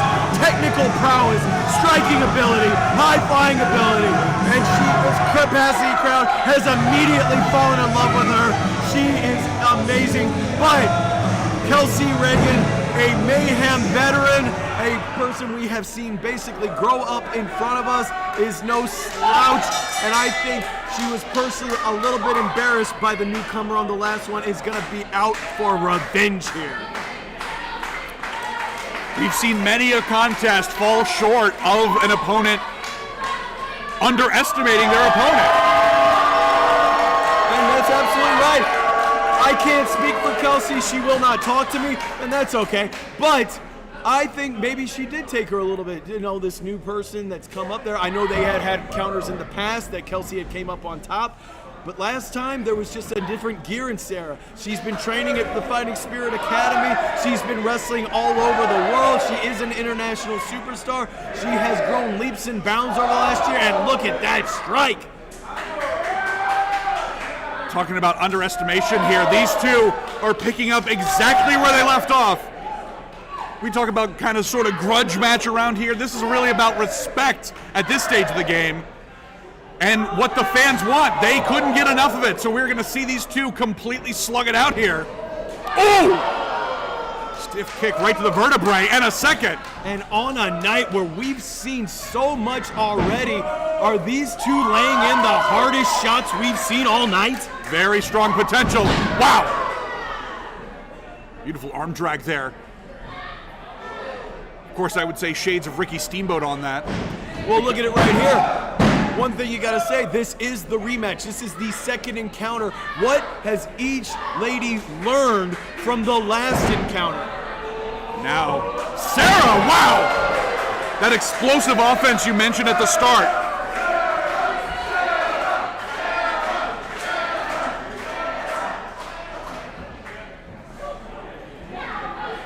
Now, in a contest like this, where it is the rematch, you have to wonder what mindsets are our competitors in.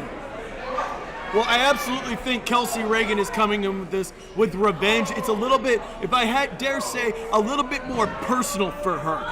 She has been in Mayhem for many, many years. She debuted back when we were still in a parking lot against Kylan King. She has worked. Oh no!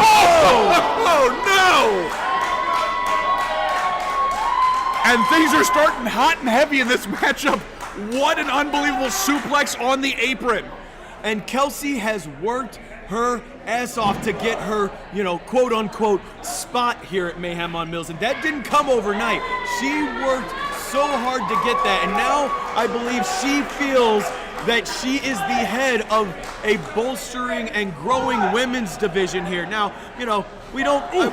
I wouldn't say we have particularly a women's division or a men's division. We can do intergender, we do everything, but we do like to spotlight all kinds of different talent, and I think in the female sense of it, Kelsey probably finds herself the top dog, and even in not the female sense, she probably just sees herself as a top dog of Mayhem, regardless of gender. And when Sara came in here and beat her fair and square, made her tap out, I think that really lit a fire under her. Oh, absolutely. Not to mention the fact, knocking her down a peg in terms of being someone who's been with Mills for so long. And look at that. Backbreaker applied with the hang time. And now cover.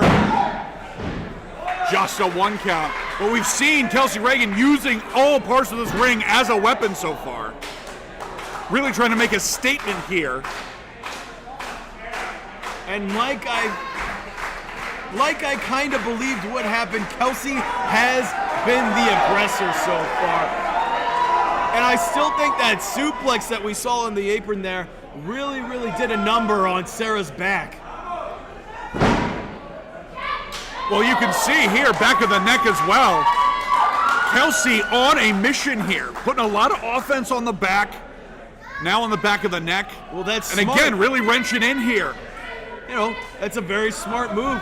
Wear down that back. You're not going to be able to fly. You're not going to be able to go up and hit those strikes as hard. And every time you fall on your back on that mat, it's just going to put that little bit more pressure. And look at this. Sara Leone, wow. Incredible athleticism to get out of this. It's a unique way of getting out of it. Oh, no. Again, I said respect at the beginning here, but this also is drifting into the area of being a little bit personal. Oh, it's getting rough. It's getting ugly real quick. And again, knee driven right to the spine. Wrenching back on the arms.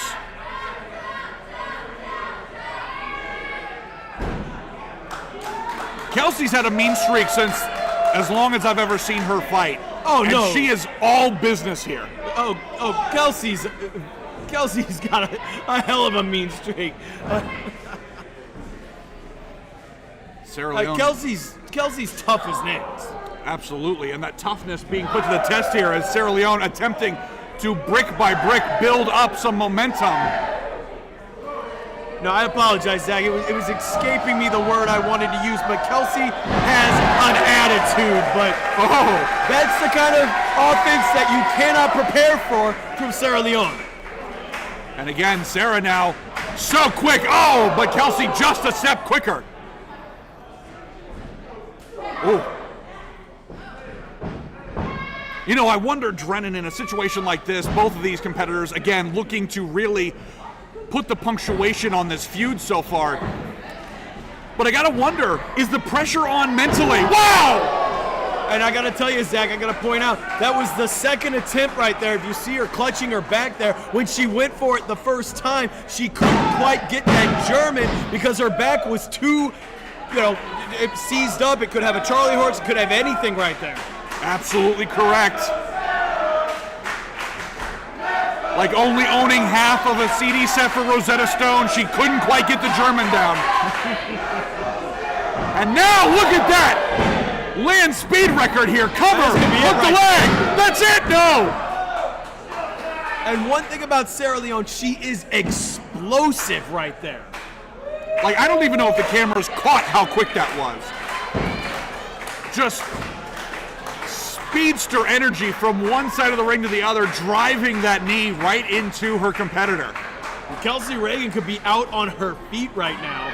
Yeah, you see her very slow to react, and now Sara's slowing the pace down a little bit. Oh! She's setting up that submission. That's what Kelsey submitted to on in their last encounter. You see that flashes in her face there, a little bit of perhaps pro wrestling PTSD, and scrambling to get out, and now half crab applied. Lance Storm would be proud. And she's kind of got that Canadian colors going right now. You know what? I'm considerate. We'll say this is a Lance Storm cosplay. I'll take it. Wow! And Inzaguri breaks us out of that. If I could be serious for a minute, this is a hell of a match. Thank you. And now,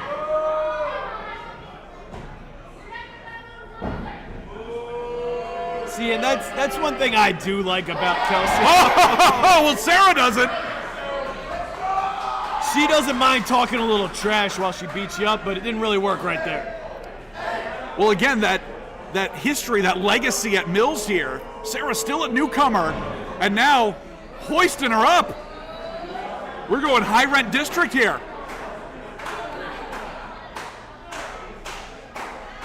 And now, oh, this is bad news, folks. I gotta question this from Sara, though. I think this is a mistake.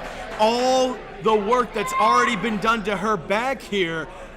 This is bad. This is high risk. Even if she goes on the offense with this suplex there, it's gonna affect her too. And now, you see Kelsey Reagan blows across the back.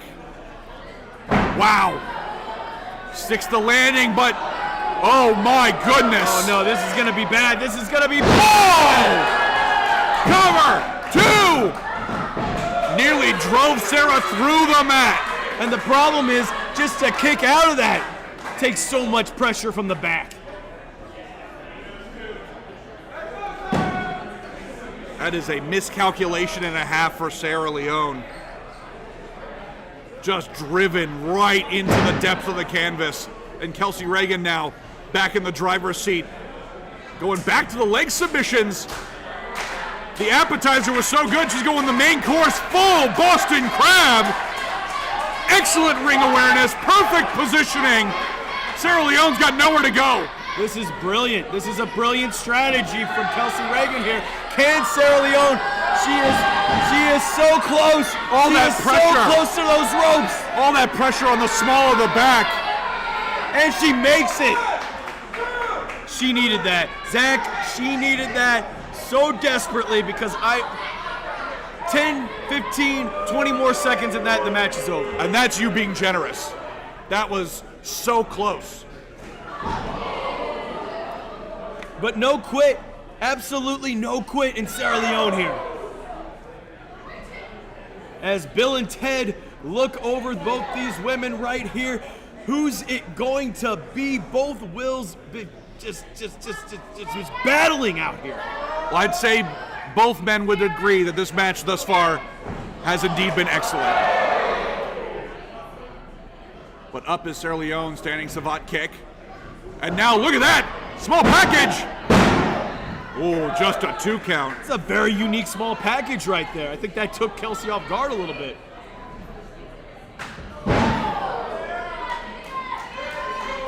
Interesting small package was my nickname in high school, but nevertheless, these two showing no mercy. I think you won that at prom, didn't you?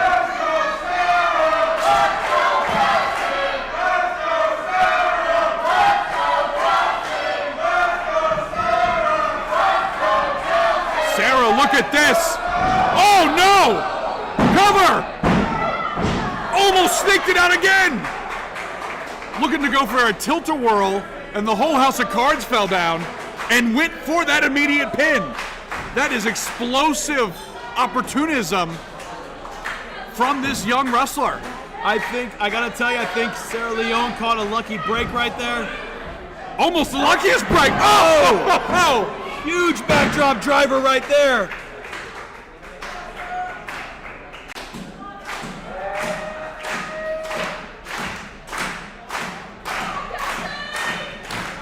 Sara Leone. These women have been through so much. And now Leone going up. Dangerous intent once again. Wow! Absolute precision on that missile drop kick. Cover. 2, is that all? No. And this is why Mayhem on Mills made this match, this rematch, because we knew it was going to be special. We knew both these women were going to bring something to the table that you're not going to see anywhere else, and so thus far has lived up to the hype, and I think the crowd is backing us up on that one. Couldn't agree more. I think absolutely excellent call for management, but I also think if they hadn't done this, that the crowd would have torn this building down. The people want to see this matchup again, and that's what we're seeing here. Huge forearm strike. And again, Kelsey Reagan hoisting up her opponent. Ooh! Hear that reverberating. And now, both competitors. Oh no! Now that's pure instinct. That is animalistic survivor tactics to try to get something out of this, because this is bad news for both.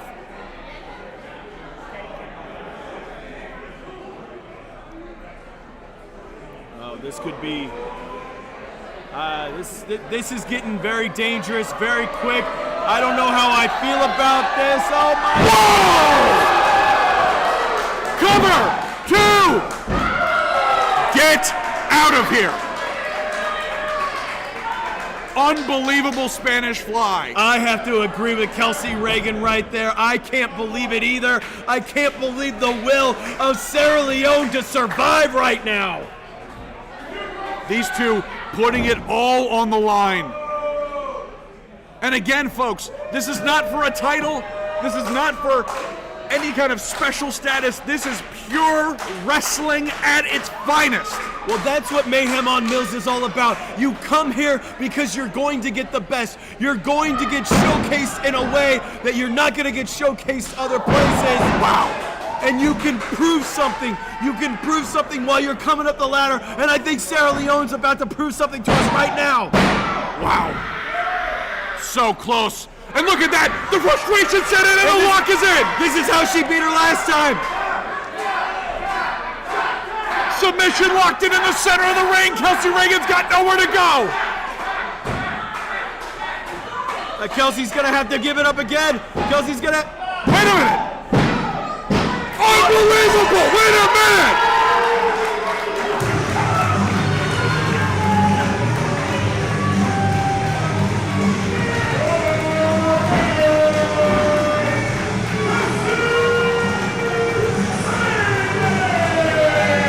You magnificent bastard. She read your book. Kelsey Reagan. Flashbacks to losing it last time, reverses the submission into a pinfall. Absolutely brilliant. Kelsey Reagan came out. She learned from the last encounter. She rolled up on top. She worked that back the entire time. Sara Leone had nowhere to go, had nothing she could do about it. And Kelsey Reagan has taken and won the rematch. Wait a minute, Drennan. That's now one win each. The question is, how do we put this? How do we get the finals on this? I gotta tell you, Zach, I'm sure some way, somehow, we are going to see this one. I mean, I want to see I want to see it again. I mean, both encounters have been absolutely amazing, absolutely stunning. I mean, what are we gonna do? What are we gonna? The fans nearly tore this place down until they got the rematch. Now we gotta finish the trilogy. What an unbelievable match here. I gotta tell you, I think if Sara would have taken it tonight, it would have been over. But now there's so many unanswered questions. Did she catch her in that? Was that enough? I don't know. I gotta tell you, I'm already ready for the rematch. Unbelievable. Oh, here. Zach, get ready. Oh boy.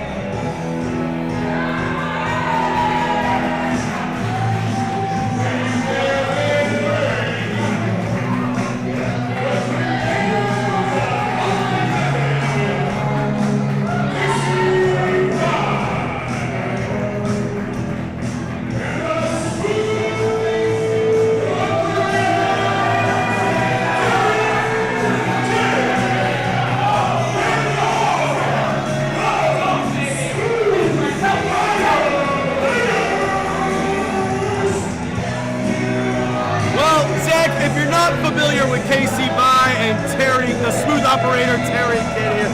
Casey By is, I guess I don't know, some kind of one of those motivational influencer types. He has his My Method, vision, achieve, inspire. I've never seen him achieve anything more than 2 nickels and a dime, but, you know, he's kind of a jerk. Vision, achieve, inspire, by method, summer, success, madness! Wow, quite a mouthful. He's very good at promotions. Vision to achieve, inspire from all of you to almost be as good as me and Scooby. But you'll never be as good as me and Scooby, huh? A grown man named Smoothie. He's the smooth operator. Alright, just a quick reminder, I'm 2-0 here at Mayhem. Oh. Undefeated, last 2 contests, but my man, smooth operator, he's 0-1. I did beat him in a death match Friday in Miami, but we won't get into Fall that. down 5 times, get up what? 7. Come on! With the by method and lost to what? With gyms like that, all you losers can listen up because I have an open challenge, and the winner in that locker room gets 3 months of the line method, valued at $1 million. That does not seem right for this economy. I feel like we need to restructure that price system. Is that payments? So whoever's man enough in that locker room, come out and get some of the violators. Well, putting the method to the test here, I guess. I guess we got a little bit of a open challenge here. Well,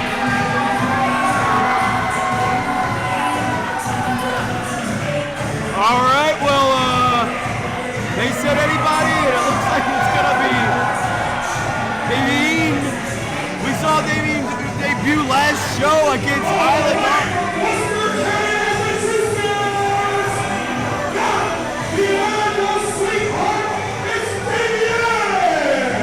Hey man, you heard the brick of beef himself. Chuck Steak says it's on. Okay, listen here, Toots. Oh wow, wow. Is this the old-fashioned match? Clean out your ears, because I said whoever's man enough, not woman enough. Casey Vi's not woke.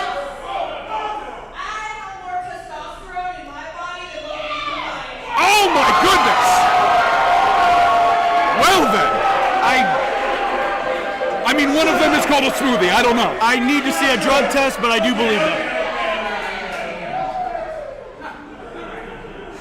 Look, you wanna wrestle so bad? Why don't you wrestle my smoothie into a midnight? Whoa.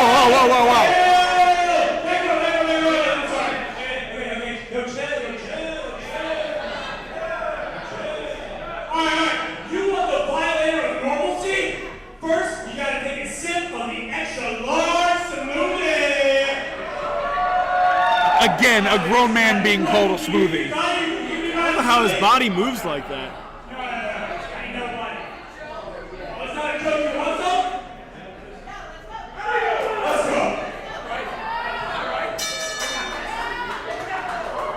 Well, open challenge. All right, being well, answered. Here's the thing.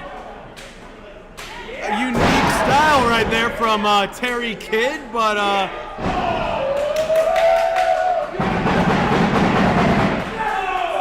we've got an impromptu match here. Terry Kidd versus Davienne, and Davienne debuted on the last show against Isla Dawn, took her to the limits, nearly had her beat, and I'm very curious what she's gonna do here against Terry Kidd. A very unique gyrating type of method into the lockup here. I don't know. Does that give you a little bit of extra leverage? I'm not sure. I guess maybe that's why I'm here for the color commentator, but it's never really worked for me. Well, you know, I've seen a lot of things as a commentator, but an eyeful of Jamba Juice was not one until today. And I gotta tell you, hey, listen, I've been around and I've had my fair share of guys that were losers that I partnered up with and stuff like that. Okay. Terry Kidd is a very, very talented wrestler. Oh, look at this. I like it. Terry Kidd is a very, very talented wrestler. Why he thinks he needs Casey Vi, I have no idea. Well, he might need a chiropractic adjustment after that body slam. Standing savant kick. And the smooth one is taking a breather here, and perhaps some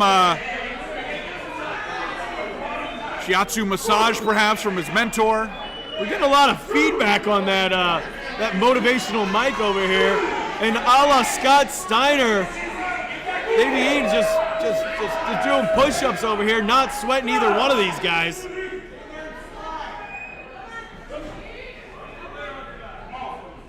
Terry Kidd now back in the ring.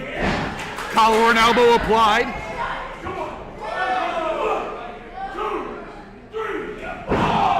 And shot to the midsection.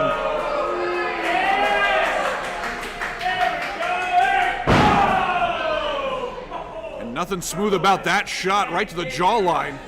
You can see the size advantage on display there. Big Irish whip, put the brakes on. Big boot! Big boot dropping the man down to size. Again, Toots, we are in 2026, right? The handsome man of science didn't do like a time vortex, right?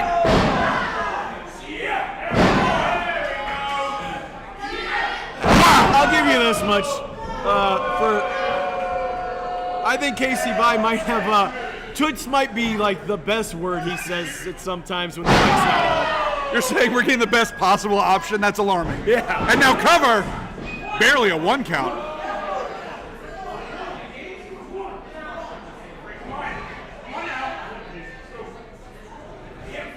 Terry Kidd now keeping the offense on.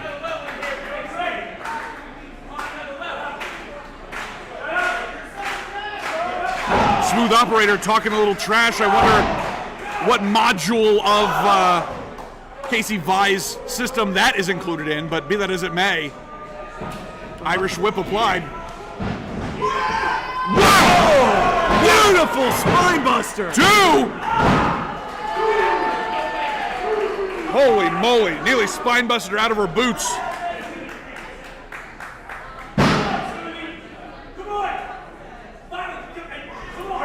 He needs to stop worrying about Casey right there, Casey Vi, and he needs to stay on this. He needs to stay on Davienne right here because, oh, that's a...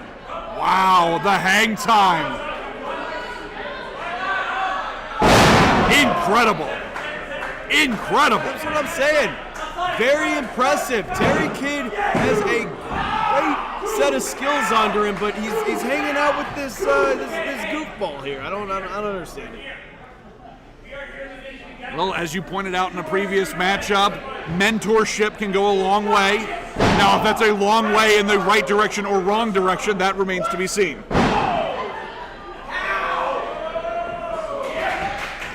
A befuddled one. Terry Kidd here. Oh!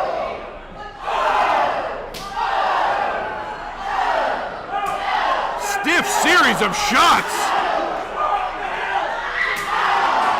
She is working every lump out of that smoothie in front of all of us. That's one to grow on right there.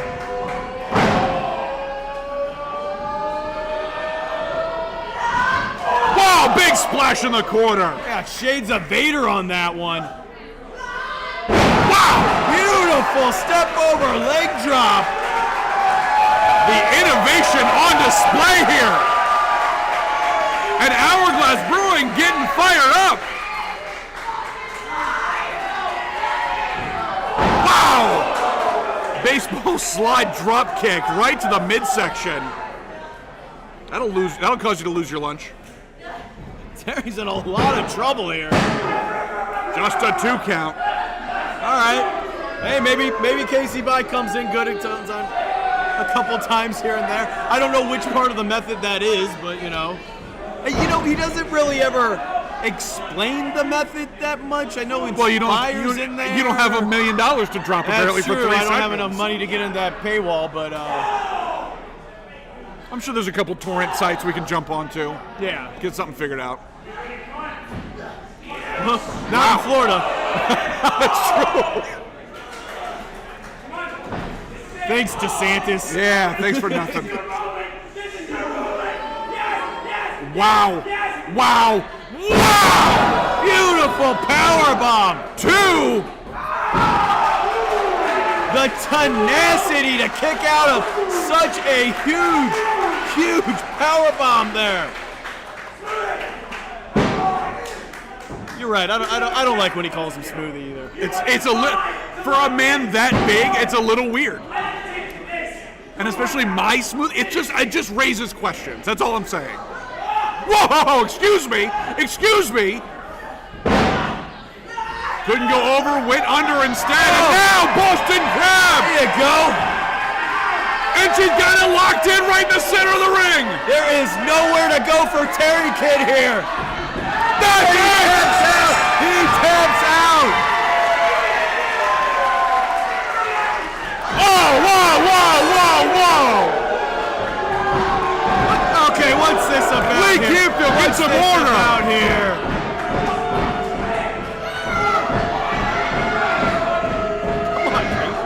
Come on, Casey.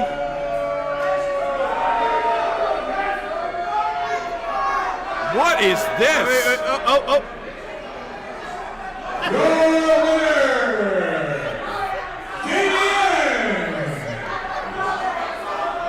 Wait.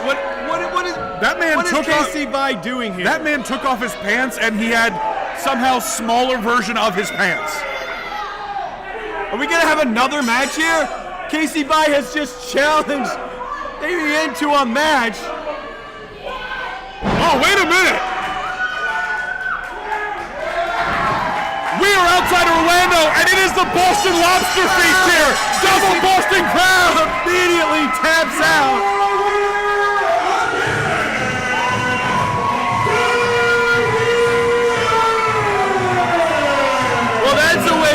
return after a loss. That's 2 wins. That's 2 in the win column right there for Davienne. Wow. What a winning record. You answer 1 open challenge, you come out with 2 wins. That's amazing. An absolute statement made here tonight. Davienne is not someone to be trifled with. Unbelievable showcase again of the future of Mayhem on Mills. Just incredible. Again, 8th anniversary show, folks. This is only the beginning. So much has taken place already, and if I'm not mistaken, It's almost time. is it almost It is time. for our main event? It is time for our main event, a 4-way elimination match for the Mayhem on Mills Championship. John Davis is defending against Leeroy Showgun. Mikey Spandex subbing in for an injured Noah Bale. And a surprise mystery exit.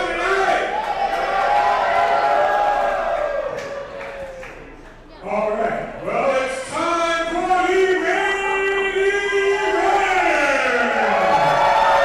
All right, Chuck. This next match is a 4-way elimination match for the Mayhem on Mills Championship. Hey, you said that. I did say that.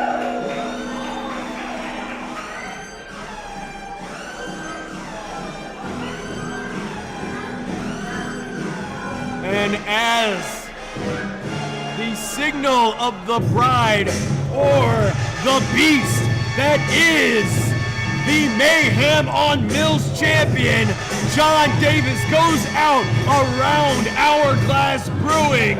Trouble is here.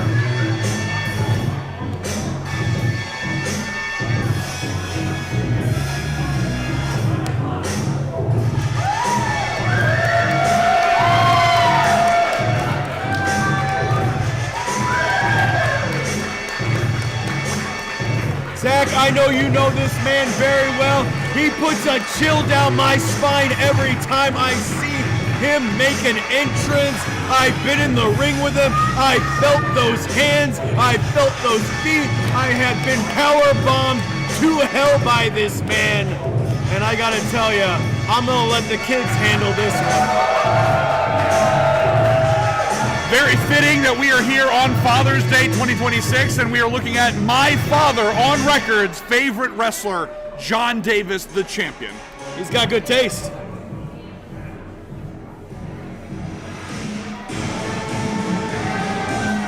And you can see Mikey Spandex, a last-minute substitution. Noah Bale was originally scheduled for this match. Noah Bale, unfortunately, suffered a concussion, could not compete, is not medically cleared to compete tonight. And last show, Mikey Spandex absolutely brought John Davis to the limit. This crowd absolutely begging for this man to take the Mayhem on Mills championship. So when an opportunity arose, Mayhem on Mills management decided, hey, let's give him a second chance. Why not?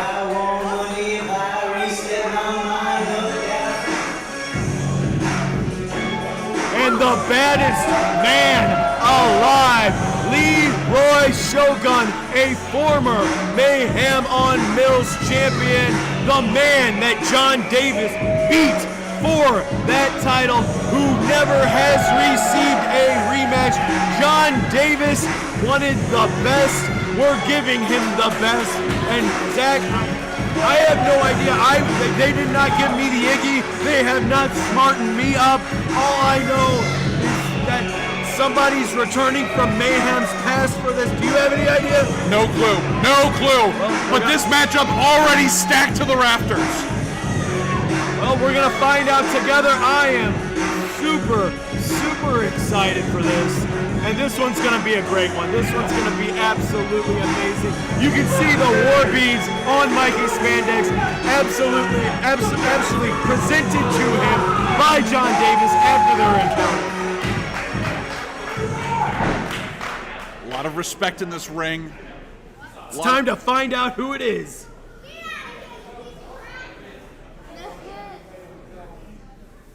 One thing they love more than a human.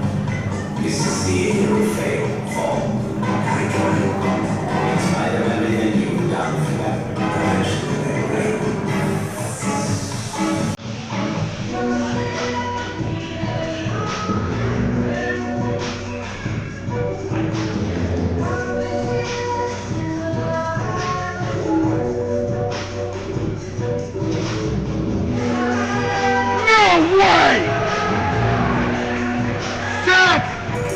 I am shocked. You talk about your dad's favorite wrestler, my favorite wrestler, Troy Hollywood, the very first Mayhem on Mills champion, is the mystery.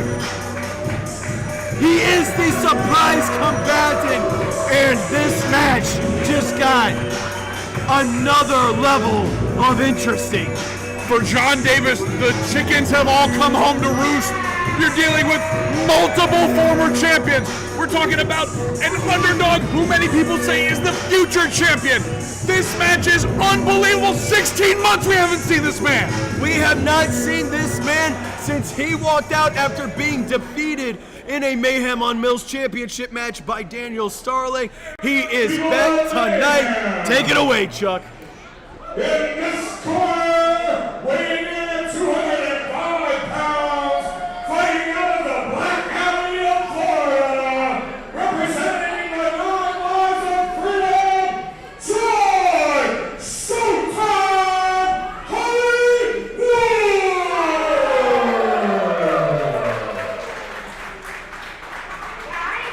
Cannot believe what I'm seeing here. In this corner, fighting out of Kyoto, Florida, weighing in at 245 pounds, the baddest man alive, Leeroy Showgun!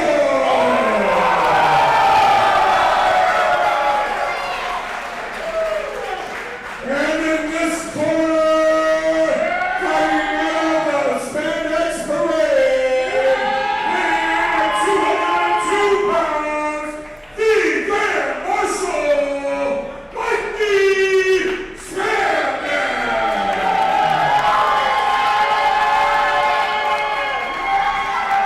And in this corner, fighting out of the Dark City, weighing 273 1/2 pounds, representing the Pantheon, and your reigning Mayhem on Mills champion, that dude, John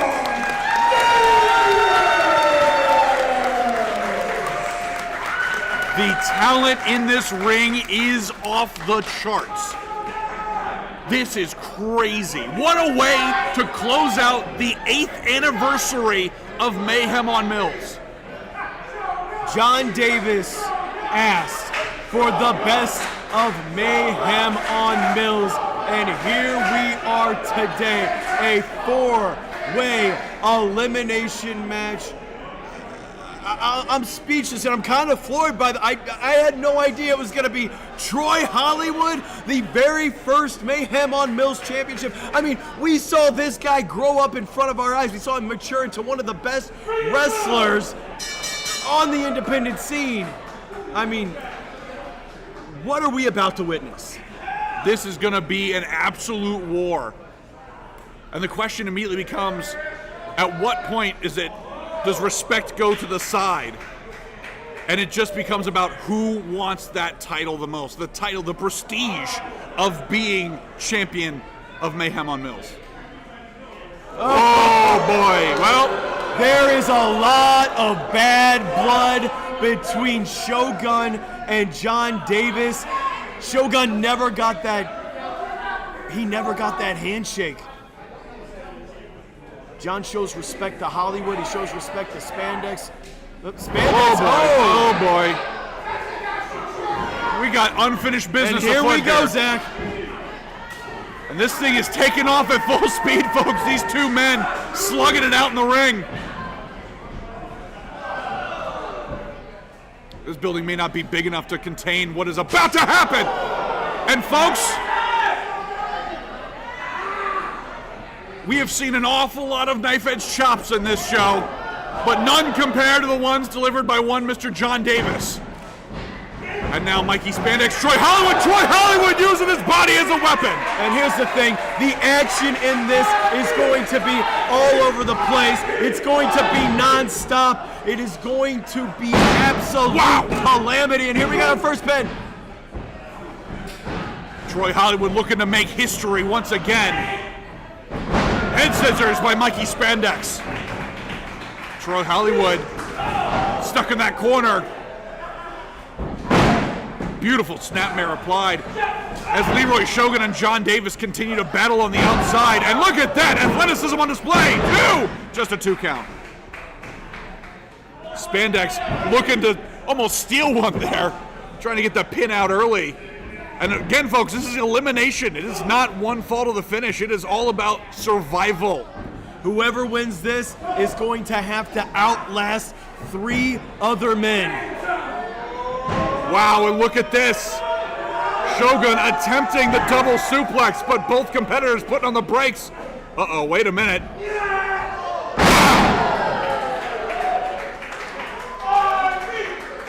Too risky, too early.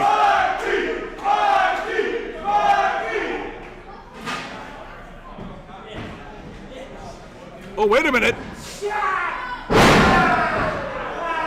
Big back body drop by Troy Hollywood here. And you can see Hollywood not missing a step. Oh, Jesus! Absolutely took his head off with that. And now John Davis. Uh-oh. Mikey Spandex, the smallest but the fastest guy. Get the hell out! Blue Thunderbomb! Oh, get the hell out of here! I thought John Davis was already out. We'd have a new champion. Spandex, the underdog here, and also only competitor in this match not to have held that gold yet. Does that make him hungrier than the rest of the competitors? That remains to be seen. Big body slam and big elbow. Cover. Do we see our first elimination? No.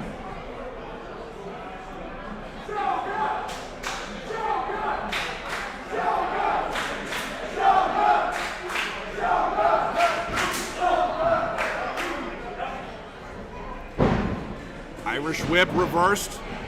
Spandex a step too early, and now Showgun sends him to the outside. And now Troy Hollywood back in. Sleeper hold applied. The absolute unorthodox methods of Troy Hollywood. He's hard to wrestle. I've been in the ring with this guy before, and he's hard to gauge. He's hard to get a read on sometimes because he's just a bundle of energy. He's all over the place. Also, we talked at the beginning of the show about the gifted. You're looking at Troy Hollywood and the generation after Troy Hollywood from the same training of Jay Lethal Academy. Oh! Well, absolutely. OAO. Snoop Strikes, Hunter Law, Troy Hollywood. We're here at 8 years, but the first foundational years of Mayhem on Mills were built on the backs of those men. Troy Hollywood, the veritable ghost of Mayhem past, coming back to try to reclaim his title. And now Leeroy Showgun going up, and John Davis not done yet.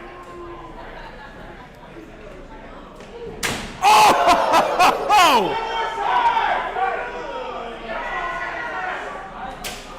And these fans are absolutely vicious. I have felt those frying pan hands on my chest. It is not comfortable. It knocks every ounce of wind out of you. The kind of knife-edge chops that'll give you heart palpitations. Oh my! And now John Davis now out here. And now John Davis attempting to put Showgun down.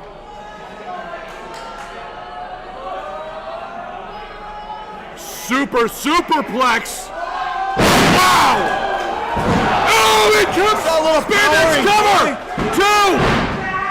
Oh, Jesus! Oh my!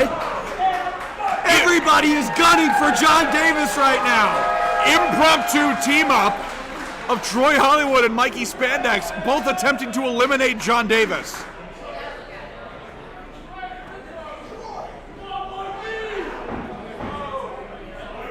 Hollywood and Spandex, I mean, are they sharing a knowing glance, or are they about to go at it right now? Oh, I think they're blaming each other for not getting John down there. This is not a team sport, folks. This is every man for himself. And now both of these men have kind of lost their eye on the prize a little bit. Oh, harsh impact. And again on the reverse side. And big Spandex strike to finish it off. Mikey Spandex still attempting, oh, but too slow. The one thing about Mikey Spandex is his strength. Yes, he's not the biggest guy. I mean, he's absolutely in incredible shape, but maybe besides John Davis, Mikey Spandex, Whoa! Up and over goes Hollywood, and Showgun there to pick up the pieces. oh, caught her right there. Caught him right on the jaw. And that's our first elimination, folks. Mikey Spandex is going home. Strongest in the fight or not, that stunner absolutely rocked him.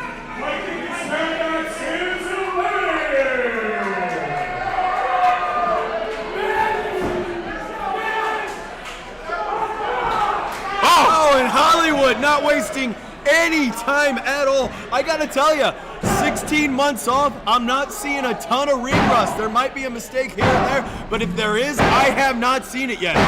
This is unbelievable. And Troy Hollywood stomping a mud hole in the man. We could be seeing the new Hollywood era begin here at Mayhem on Mills. I mean, what a tale would that be? Lose, take 16 months off, come back, right back at the top of his game, right at the top of the mountain as the Mayhem on Mills Championship. Beautiful DDT. Right in the center of the ring. Troy Hollywood, cover. Whoa. Showgun, barely able to kick out.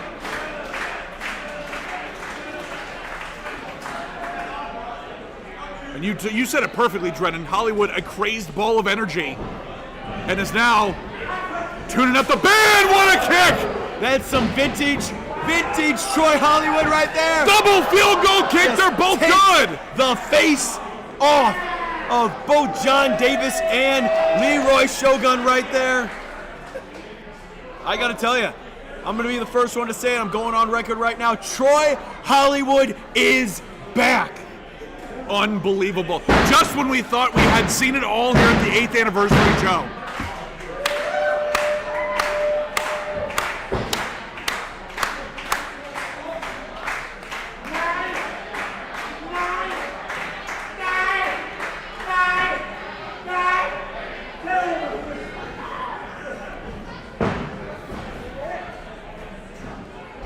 Series of reversals here. These two playing chess, trying to get the upper hand, but now Hollywood locked in the corner. And wait a minute, John Davis now. Get the hell out of here! John Davis is an absolute monster in that ring. At the top of his game, better than he ever was. I mean, the man just threw around two grown men like they were nothing. Double-decker German right out of the corner. And Davis is the man to beat here. Reigning and defending champ, and now taking it once again to Leeroy Showgun.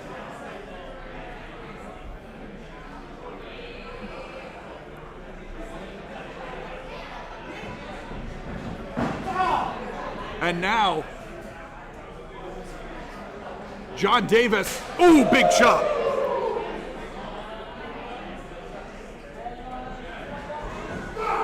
John Davis is in firm control right now of two men. He can do whatever he wants to do, and if he keeps up this pace, if he keeps the control, he's gonna dump both these guys on their head, and he's gonna walk out of here still the Mayhem on Mills champion. Wow. From pillar to post here, folks. The man going on a sprint here. Oh my God. 1 and 2. And Hollywood able to kick out. Just unbelievable strength from John Davis. A one-man showcase of everything John Davis can do right here in real time. Just completely obliterating these two. Thanks to Brainbuster Video for sponsoring the 8th anniversary show for Mayhem on Mills, as well as Devoted Brand. These are the sponsors getting on the ground level of the next era of Mayhem on Mills. We have had such an incredible night. We have seen it all. We are down to 3 men competing for the Mayhem on Mills championship, just slugging it out right now. No way!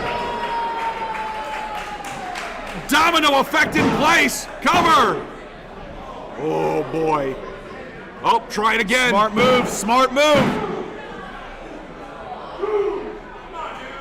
Again, shades of a younger Mean Drennan, I would say, in terms of seeing the opportunity and seizing it. Well, they might have different gym routines, but yeah, maybe a little bit as far as smart, cunning activity there. I'd say our squats numbers are a little bit different. Slightly but, close different. enough. Slightly different, but be that as it may, John Davis here attempting to perhaps put Showgun away and really drive the point home that he is the champ, taking the title away from Showgun. The thing about being in there with John Davis is that he just beats you up. I can see Troy Hollywood on this. Wait. Wow! Shades of T-Lethal. Lethal injection right there.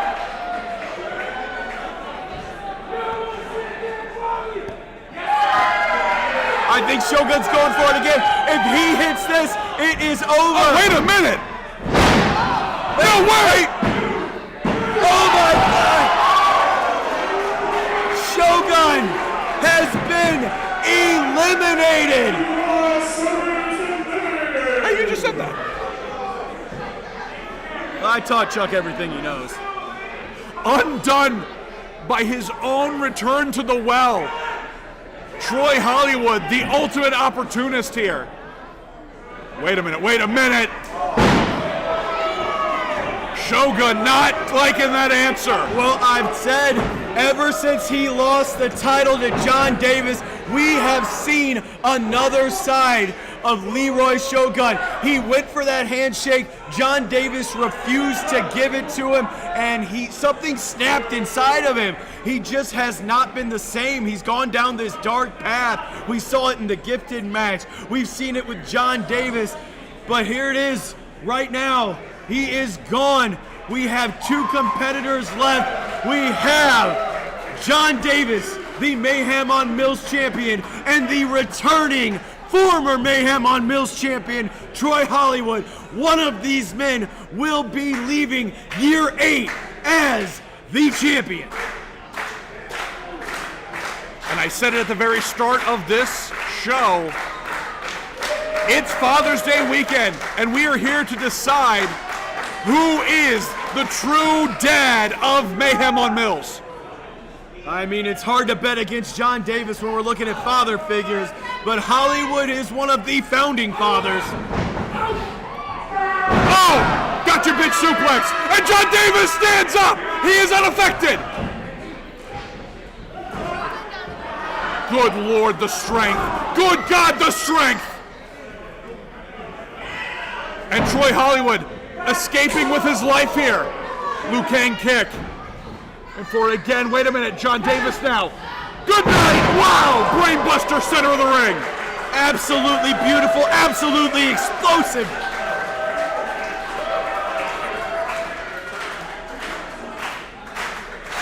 Both these men have been through so much. Both these men have survived 2 other competitors And look at it like this. You're almost going through 4 matches, or at least 3 matches simultaneously here. What's it going to take? What's it going to take to rise to the top tonight? Drennan, that is the question, and we have seen our fair share of wars on this show, but this is becoming an absolute barn burner. A dogfight. Just a good old-fashioned dogfight. And you can see John Davis, Troy Hollywood. I remember these two squaring off of the old Punk Pro days. It was ugly then, and it's gotten uglier now. Yeah, but that was a very inexperienced Troy Hollywood. That was a not Mayhem Hollywood. Absolutely. This is a brand new face to John Davis, and I really wish I could see what they were doing, Chuck. Now these two trading blows here. Hollywood building momentum, building confidence. Wow, big kick as well. John Davis woozy, shaky leg, and Hollywood, no, not able to keep him up. Wow, strike right to the back of the head, and now sleeper lock. John Davis able to throw him off, but Hollywood!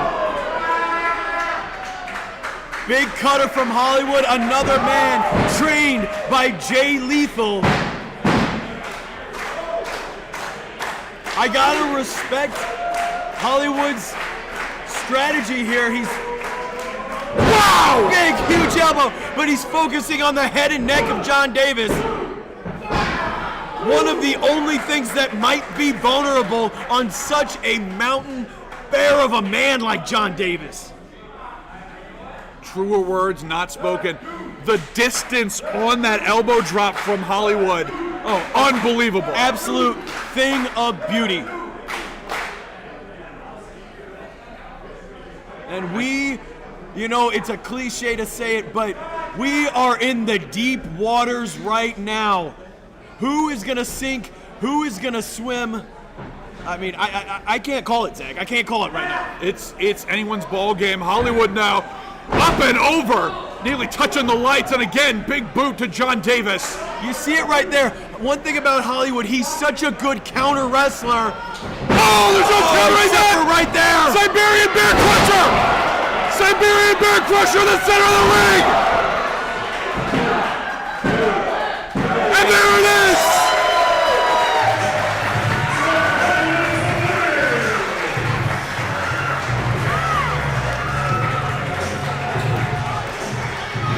What a war here! Unbelievable returns, John, upsets. Zach, John. It's still the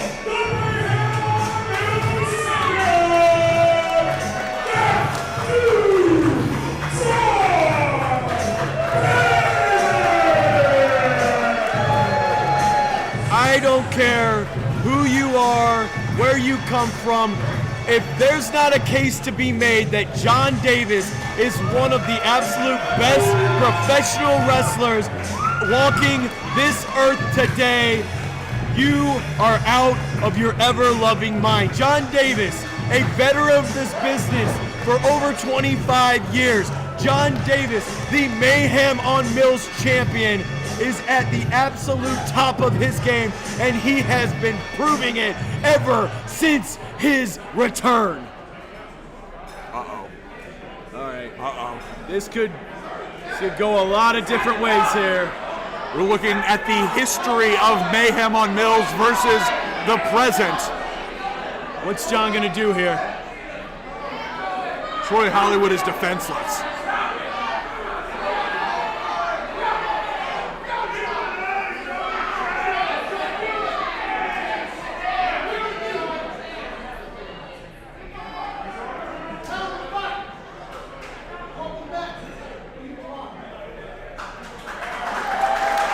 Welcome back. Wow.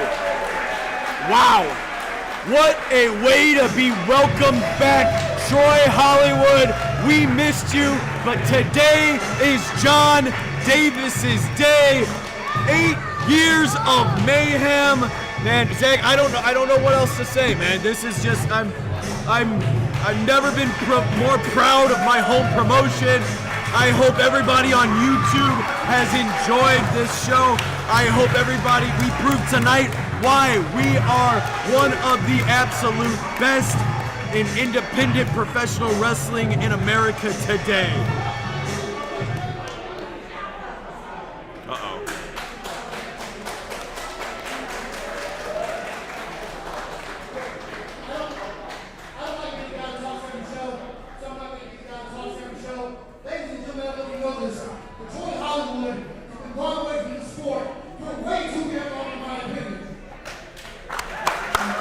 I agree. Troy Hollywood is one of the men who put the sport on his back in this state when nobody was paying attention. I agree. Troy Hollywood, after, I don't know, what's it, 4 years now, 5 years, something like that, is finally back in professional wrestling. And whether you want to talk or not, Troy Hollywood is going to have something to say. Welcome back. Oh, wow. Well, Mayhem on Mill's father, John Davis, strong words, and now leaves the spotlight on our first champion.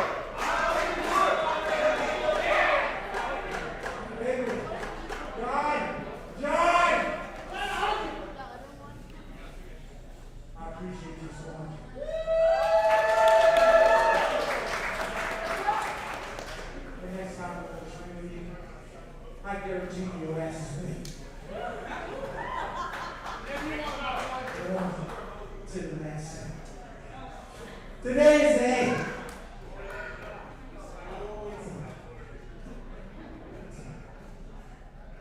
is the 8th-year anniversary of Mayhem on Mills.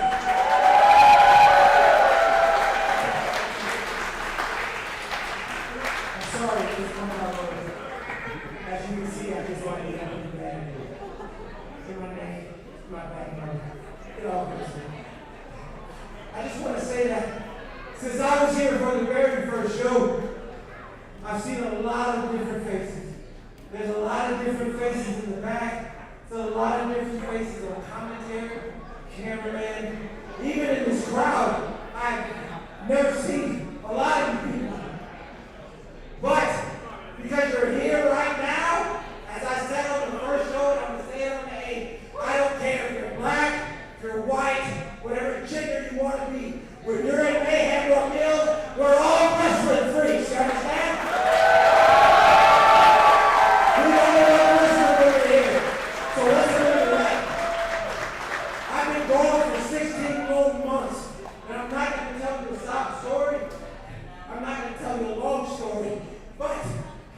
I was going for so long because simply I did something bad a long time ago. And it came back to bite me in the ass. But now that's over with, that mountain has been topped. I am now looking forward to a new mountain here at Mayhem on Mills. I want each and every one of you guys in the back to hear this. And I need all of you to hear this as well. From now on, the next show that we have here, we will be the best dang show in Florida. You guys will be the best crowd in Florida. Those guys are going to be the best dang wrestlers in Florida. Not because you pay your money, because you deserve it. They deserve it. People watching on YouTube deserve it. Florida deserves a home for professional wrestling. Sorry, your king had to go away. But ladies and gentlemen, the king of Florida is back, and I guarantee that this reign will be perfect. Wow. I love Troy Hollywood. What can you say? What an unbelievable show from top to bottom.